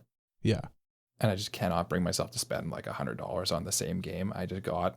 And I just kind of fell out of it. But honestly, I am curious to pick up NCAA just because I think it'd be a good career mode. I think that'd be a lot of fun being a college athlete and going through the system. Cole, have you checked out what does NCAA stand for? National Collegiate Athletics Association. Maybe. Look it up. See if I was right. So it should should have an F at the end then, probably too, right? National Collegiate Athletics Association. Literally, I just gave the correct answer. Yeah. I think I'm going to look it up. This is why I'm the it brains. stands for National Collegiate Athletics Association. And then there should be an F because it should be for football, 25. Yeah, okay. All right. Yeah. I don't know. When people see NCAA, they think, I guess, football or March Madness, I guess. Yeah, because basketball's taken off. Basketball's taken off. Or the Frozen Four. Any interest, Cole? Hockey. Nah, I'm over sports games. Not to mention, I don't know college football at all. I don't know what teams are good or bad. College sports are not Cole. It's just the Chiefs and the Rams. That's all you got to worry about. They're not in the game, Jay. The Chiefs and the Dodge Rams. Just Alabama and Georgia. Are they good? I don't know. I think Alabama's kind of fallen off. I think wasn't Michigan good last year? I don't know. I don't know. What I will say is that I am glad that so far it's been proven that I've been wrong about the game. I'm glad that it's good. I'm glad that people are enjoying it. I was very skeptical of EA being able to release a football game that was not dookie. I think the test will be in the sequel. I think so too. The NCAA 26. I think that'll be the real test because right now people are still riding the high of everything is new in this game, right? Yeah. I hope. This one's for everyone from Kratos. If you could take over the pod with which co-host would you replace first? You always ask these questions, Kratos. Yeah, why are you trying to break up the pod, Kratos? Why are you trying to break up the band, man? Yeah. I'm gonna say Rumeko. Rumeko's got to go. We're done with him. Yeah. Rumeko's already gone. Yeah, Rumeko's gone, so you have to pick someone else. I can tell you who I'd pick. I can tell you what I'd pick. I would say replace all of us. Okay. With like 2 British guys and an Australian guy. And we're like way more charming, way better production values and stuff. And we live in Japan. And I think it'd be a much better podcast. I think we're charming enough, right? Right, people? Right. We're charming. Pause for applause. Yeah. No, honestly, though, I wouldn't change things. I would replace myself with Kratos. Yeah, there we go. I knew one of us would say ourselves. Yeah. Yeah, I tried to avoid because that's like the easiest cop out. Myself. Yeah. Oh, it's not a cop out. Oh, we know. You want off. Yeah. This one's from Instagram, David_151R. Have you eaten okonomiyaki? Have either of you eaten okonomiyaki? I've wanted to. Because I see it all the time in anime, and I'm like, oh, that looks so good. Yes. I think that there's a restaurant in our city that serves it. I don't remember where I had it, but I remember it being good. I remember it had too much sauce for me. It was a little too saucy because they put like mayo and like the hoisin, and then also like it was just a little too much on there. But I remember liking it though still. Okay. I had it once. Cabbage and egg pancake, I think, is how I describe basically. it. Yeah. I had it once in Japan. Subtle flex from Cole. Yeah. I didn't like it. I didn't. No, it wasn't for me. And that's okay. It just wasn't for me. I'd rather have other Japanese food. Yeah, this Yeah. one's an interesting question. It comes from Totally Not Mike. Mm-hmm. Okay. What is your favorite and least favorite alcohol? Jay. Oh, very interesting My question. favorite alcohol is a Long Island iced tea. Just tastes Okay. like iced tea. Excellent choice. And gets you smashed. Yeah. Because there's like, it's like It's all just- alcohol. and it tastes just like an iced tea. So like you It don't does. even taste Yeah. the alcohol. I'll have a virgin Long Island iced tea. Just a Pepsi. Coke? Just a Coke. Now, what's your least favorite? What was it? That old fashioned I made you order that No, one time? there actually is worse. There is worse. And this is gonna be like you're gonna be so confused. But a rum and Coke Okay. is my least favorite. Oh, I could that is hear. a- No, that is- no, I can hear it. It's very sweet rum and Coke. Yes. I like whiskey and Coke, but the rum is too sweet. It's It gives also me the heebie-jeebies. it's a little bit below a screwdriver because like it's that, but also at the same time, it's so generic. Like it's It just is. the most generic drink you could ever get. Yeah. Get It's something also, else. like, Get something because better. it's so sweet. It's also often like I someone who doesn't drink much, or you're just getting into the alcoholism game. It's usually the go-to because it's basically like super sweet and easy. Yeah. It's pretty easy to drink. I'm not a huge rum and Coke guy either. I don't really like rum that much. See for I don't like rum. like I don't mind the sweetness as much as like if like it's ruining the Coke with the taste of rum and is ruining I the think rum it's with the ruining taste the of rum the with Coke. the taste of. No, I'm kidding. No, I don't It's know. That's a both. bold take. It's a kinda bold both. take from Jay, but I I'm like here it, for though. it. I'm kind of here for it too. Yeah. Overrated. I don't for like sure. rum. Rum's only good in eggnog. I've never had eggnog. I don't agree with that at all. Pina colada, my friend. Nah. I'm just not a rum guy. I like rum. I do like rum. I've never had Mike, eggnog. Mike, tell me. Worse. You've never had eggnog? Yeah, I was just gonna go over that. I'm I was surprised just the thing, that was the No, thing. okay, you're that right. was the Don't thing you address guys it. decided Don't to address glaze it. over. Don't Well, address it. no, I Everything was- else.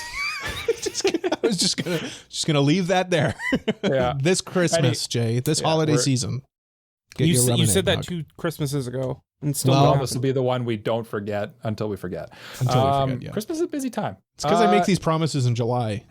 That's the problem. Love Christmas in July with eggnog. I'll make my own. Homemade eggnog, questionable. Yeah, I've never had homemade eggnog.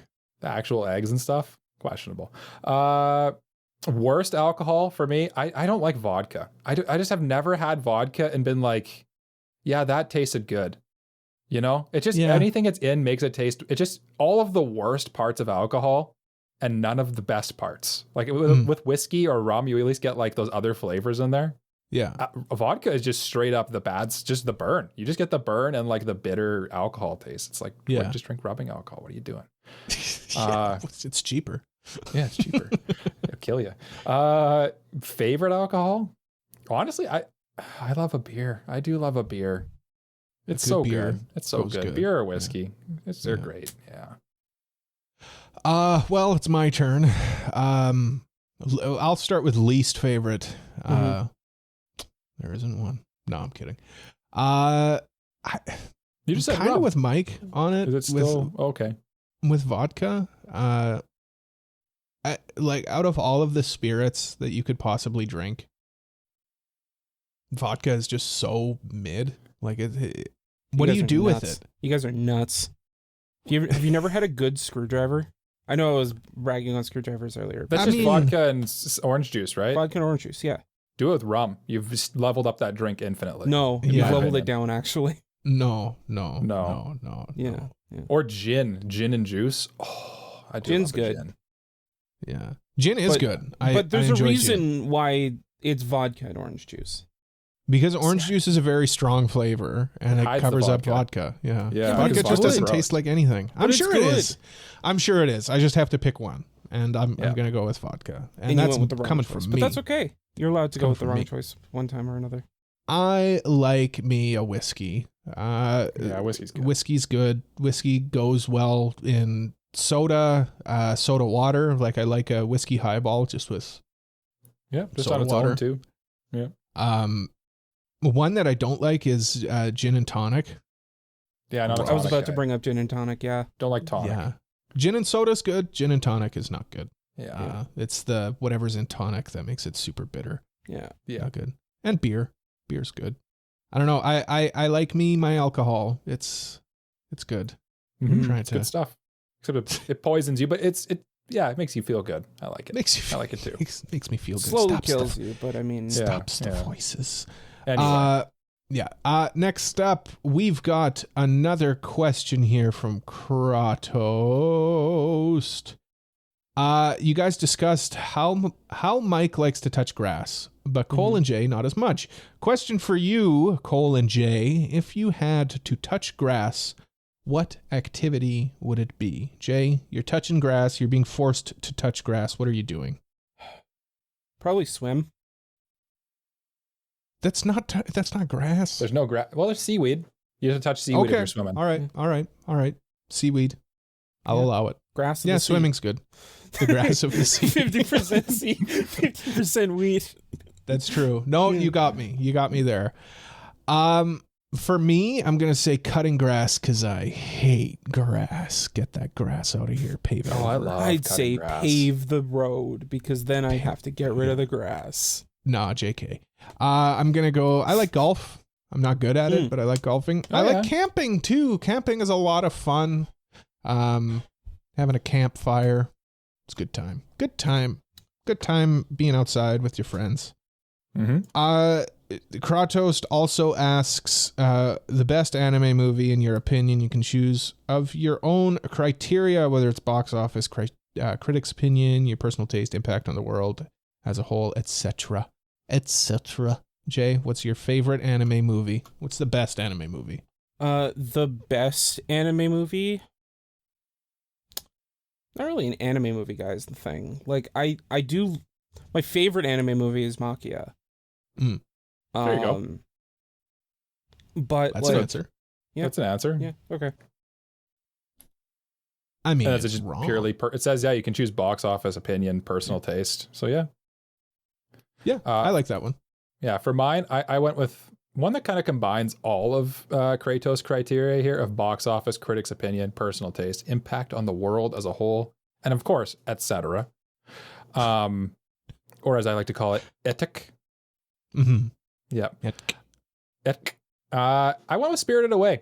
I think Spirited Away. While I know people say, here's the thing people always say: there's better Ghibli movies than Spirited Away. People always compare anime movies to Spirited Away, and there's a reason for that because it's probably the biggest anime movie since like the Shinkai movie started coming out, and it's probably the reason why anime it got anime a lot of street cred back in the day by kind of just showing up and like winning was it an Academy Award? Someone of you guys know? Yeah, it was an Academy Award, best animated picture. And like anime really doesn't win those even now. It still doesn't win it. That really shows like how it did this year, but like right, but like it's rare. Yeah. So it is. It also like held the record for the most box office stuff in Japan for like the longest time too. It's the reason why I think you can credit it. You can credit it for anime coming as far as it is in a small degree for sure, just because it was so iconic at the time. And Spirited Away. Yeah, no, that's a good answer. I'm going to go with A Silent Voice. This is purely just based on my personal opinion. It's well animated. The music in it is great. And I love it. I love the story in it. You've got a sympathetic character who's trying to better himself, and I won't hear people say he's a bad main character. He did some bad things as a kid, but he's trying to make up for them. And I love it. It's a good movie. Let's get one final question from Kratos here. Okay. This is a surprise question for Jay. Okay. Is it what am I scheming again? No. Okay. If you're not scheming, I know that you in fact are, then what are Cole and Mike scheming? Oh. They're scheming ways to keep me on the pod and keep me from quitting. Pretty well, yeah. Yeah. Scheming ways to get you to stop putting yourself down. Yeah. That too. Yeah. You're so self-critical. I don't like when you two are self-critical. We're great. Yeah, you're a good guy, people. Jay. You're a beautiful boy. like, comment, subscribe if you want me off the podcast. No. But do Stop like, it. comment, and subscribe. Just not for I that will reason. take that as you wanting me on. No, I'm joking. Okay. Next question. Yeah. I thought This that one's was the from final question. No, from Kratos. It was a final question from okay. Kratos. Yeah, We yeah. are in the end game here, though. Whimsy Connoisseur on Instagram asks, "What's the appeal of jobless reincarnation?" I'll sum it up nicely with character development. That is the appeal of jobless reincarnation. Yeah. You don't see character development much better than what you get in that show. And I feel like that's the on the surface answer for Mushoku Tensei is, like, it is clearly you like it because you like watching this conflicted, like, problematic protagonist learning and changing and becoming not that. But I think the other answer that people probably, and this happens a lot, I feel like we glaze over it, but it is the ecchi and the harem aspect of it with the power fantasy a little bit. Like, that's obviously things people like when they check out Mushoku Tensei as well. And that you can't glaze over that, is that Rudy kind of is building himself a little harem here of all his little girls and stuff. And he is it's more wholesome of a harem than usual, but I think that's also something. And I also do like how dark it is, and it's not afraid. It doesn't pull its punches. And You can barely like see while you're watching. Yeah. But that's because Mike forgot to put his glasses on. I think it's just kind of one of those come for the waifus, stay for the character development kind of shows. Yeah, that's a good way to Great put characters, excellent characters in it. Important note, and Jay brings this up often, you don't have to like Rudy, but he's still a good character. Yes, he's a compelling character regardless of whether you like him or Not liking a character doesn't mean that they are bad. We've said it a million times in the pod, so I don't want to ruminate on it much more than we have to. But yes, you don't have to like him. That's the point. Yeah. Next one's from Mexi. Which one fits each host? Police officer, firefighter, paramedic. I'll go first. I have you guys assigned to each one of these tropes. Jay, policeman. Okay. You are the police officer of the podcast. Mm-hmm. You're very like, how do I put this in a nice way? So I also put Jay as my police officer because he's the rule enforcer. Yeah. Like if someone does something and it's not exactly according to the rules, Jay knows, and he will tell them. Yeah. Who's your police or at least officer, he will notice. Jay? Yeah. It was me. See?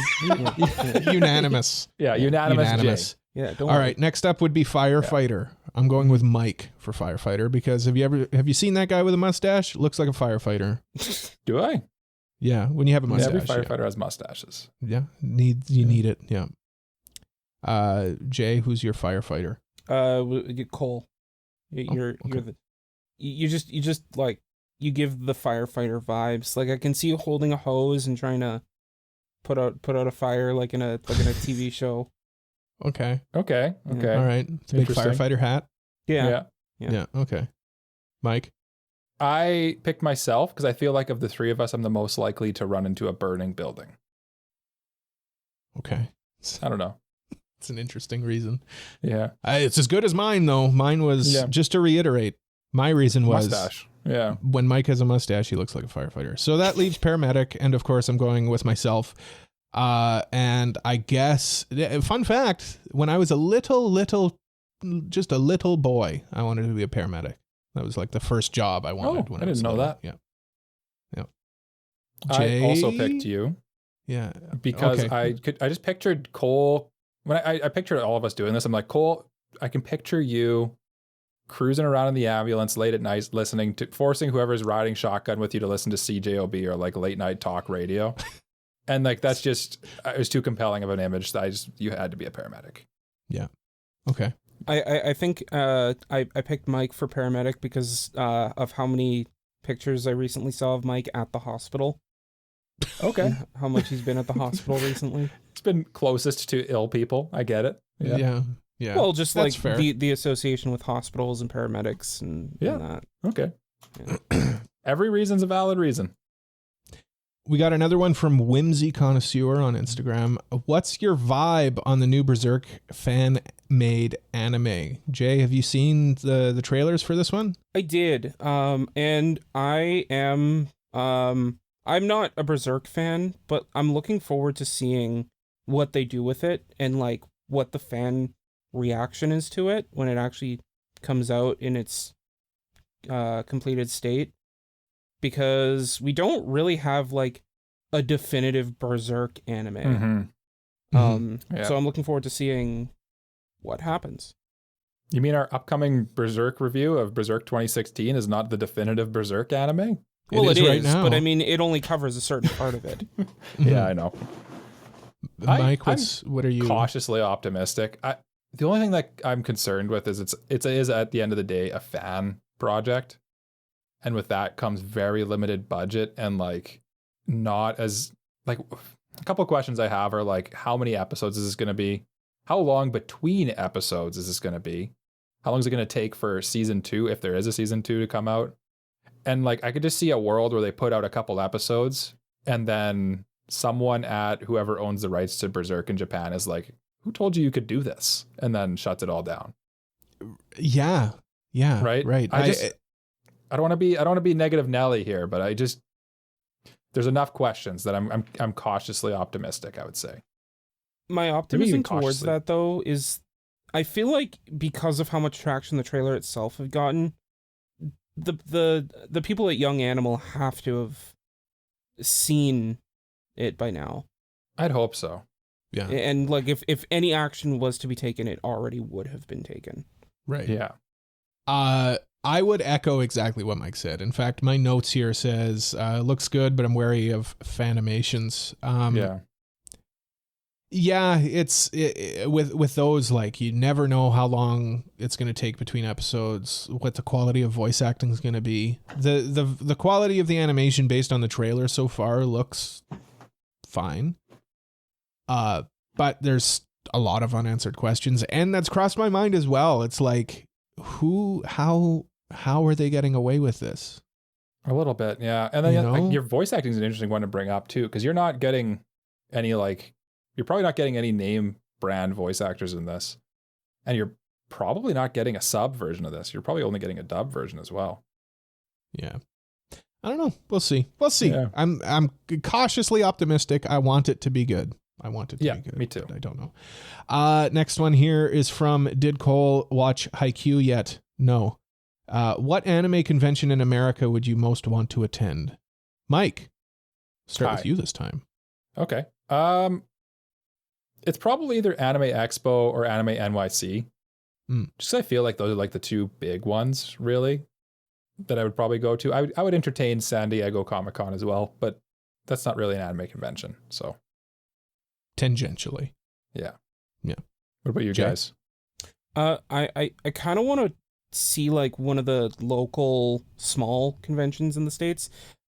One of my biggest critiques with the big conventions like Anime Expo, Crunchyroll Expo, places like that, is because they're so big, the lines are always atrociously long. Yeah. And I don't want to be at standing in line con for a whole weekend. Yeah, that is fair. That's a fair argument. I've been to Canada's biggest anime convention, and the line was like problematically long. Yeah. I'm gonna go with Anime NYC. It's a big anime convention that I want to see, and B, I've never been to New York, and I think it would be very cool. I want to go to New York too. New York would be a cool city to visit. This is the last one from Whimsy Connoisseur. What are your thoughts on reincarnated as a slime? Good answers only.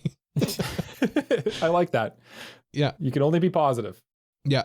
I'll just say that I enjoyed the first season, and to be honest, I don't know why I haven't continued it, and that's genuine. I enjoyed it. I didn't really have any faults with it. I think it's a good isekai. It's pretty long running at this point now too, for an isekai anime.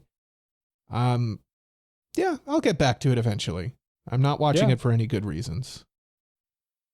Yeah, Jay? I like the name Rimuru Tempest. I think that's a cool name. That is a cool name. It is a cool name. Yeah. Is that all you have to say, Jay? I haven't seen it, so I can't comment on it. Oh, okay. Well, I can't say anything good about it. The name is cool. The name's cool. It is a good name. Yeah. Or Veldora Tempest. That's a cool name too. Anyway, I have checked out. I think I've done season 2 now. I need to watch the movie and move on to season 3. I enjoy it. I think it's a good isekai with an interesting premise. I'm trying to think of. I'm trying to not say anything negative at all. It has mass appeal for sure. There's nothing not to like. I wouldn't say. Mm-hmm. Its plot is nice and simple and really easy to follow. Mm-hmm. But in a good way. Simple, Simple like in a good way. positive way. Yeah. Simple and easy. Yeah, it's a good thing. Being easy to follow. Yeah. Mm-hmm. Yeah. And the final question. This one comes from also totally not Mike. Oh, guy sounds like a good guy.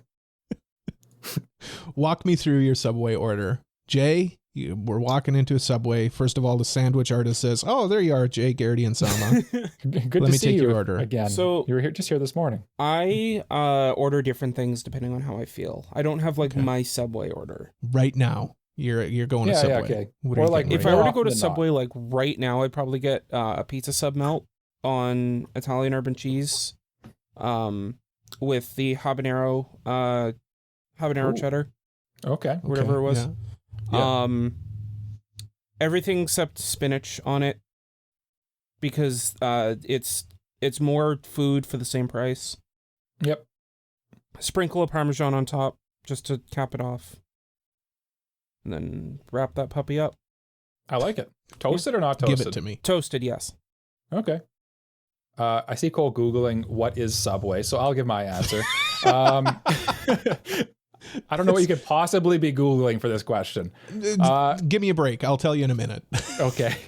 I go Subway Melt or Subway Club often. I haven't been to a Subway in a hot minute, and I feel like they've changed the menu since I've been there. So I'm like, last time I went in there, I was a little lost looking at the menu, to be honest with you. And so I'll go with my usual, which is either the Melt or the Club, which is like, I think ham, turkey, and bacon is one of those.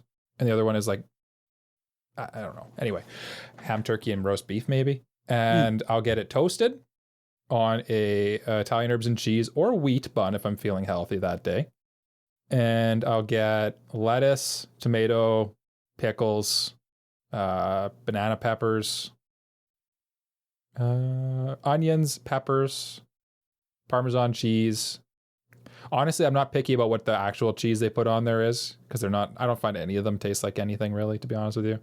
I didn't know they had habanero cheese though. Yeah, to be honest it's with a you. new. That it's a new sounds good. thing. I'll pick that. I'll pick that. Good. It is good. And then for sauces, I usually just get like the light mayo and mustard is usually what I go with. And then salt and pepper and Parmesan on top, wrap her up, put it in my gut. Yep. Cole? Very good. I'm glad that the Subway website works so well. Okay. I know what I'm getting. I'm getting a Supremo sandwich from Subway. What's on a Supremo? Boy, would I like to know. Thank you, Subway, for making your website very easy to follow. It's a bunch of cold cuts. I think that's like the Italian cold cut one. I think that's what I had when I went in there and I was overwhelmed with the new menu. That sounds... But it's like different kinds of meats with like crazy Italian names. And I cannot find... Sorry, I'm getting frustrated. I cannot we hear find... you. I cannot find this sub. It's cold cuts and stuff. That's not important. It's a bunch of Italian meats. Listen, we all like Italian meats. Supremo is topped Jay's with right. salami, deli ham, and pepperoni. No, it's not that. It's like some like heavy Italian name meats. It's the meat lovers meat. meat. Now, as far as toppings go, Jay's correct with the cheese. The habanero cheddar is the cheese of choice. I'm going spinach, no lettuce. I like spinach more than lettuce. Lettuce upsets my tummy. Makes me sad. No tomatoes. Don't like tomatoes. Get that out of here. I don't like tomatoes on a sandwich unless it's a specific tomato sandwich. Pickles, black olives, banana peppers, as long as there's no stems in the banana peppers. Take a look at that and make sure there's no stems in there. Southwest mayo. And then, or the Southwest sauce, and then some mayo, salt and pepper. gimme. I'm taking that and I'm going to eat it. Yummy, It's gonna be yummy good. in your tummy. Italian herbs and cheese as well for the bread. Yep. Okay. It's good. Tasty. My parting message here. Thank you all. Thank you for all of the questions, everybody. We really appreciate it. Mm-hmm. Subway, what the hell? Fix your website. Make it easy. It worked perfectly fine for me. FYI. I think the What's on takeaway. I told you and you didn't believe me. That's not it. It says salami, deli style ham, and pepperoni. That's the Supremo? Yeah. Are you sure? I'm on the Subway website Okay, well, reading we'll- Supremo. We'll discuss this off Yes. air Yeah. because I Might be a have. Canadian only sub, by the way. Could be. Thank you so much for listening to another episode of AniPro. If you liked it, please leave a like, subscribe, leave a Please review, do. tell a friend all about us. If you really like us, please considering supporting us on Patreon like these lovely people. Mr. Family Guy 36, Elijah Wood, Brain Dead B-Dog. Mike, we forgot to add Mexi's new name again. What is it? Oh, maybe I'll type it in the doc right now. It is Nina Tucker is best waifu. There we go. AKA Super Mexi.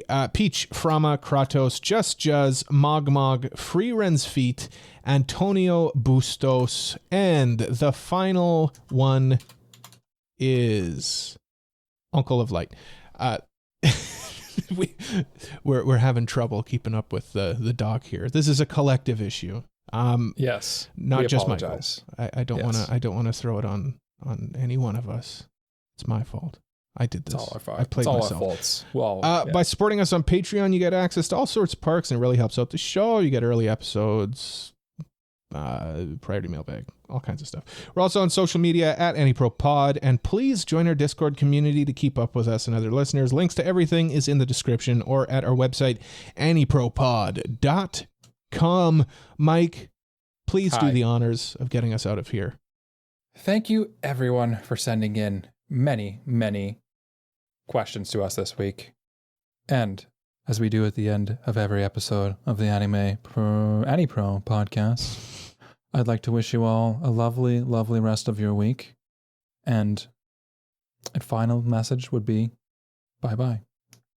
Bye-bye. Bye bye. Bye bye.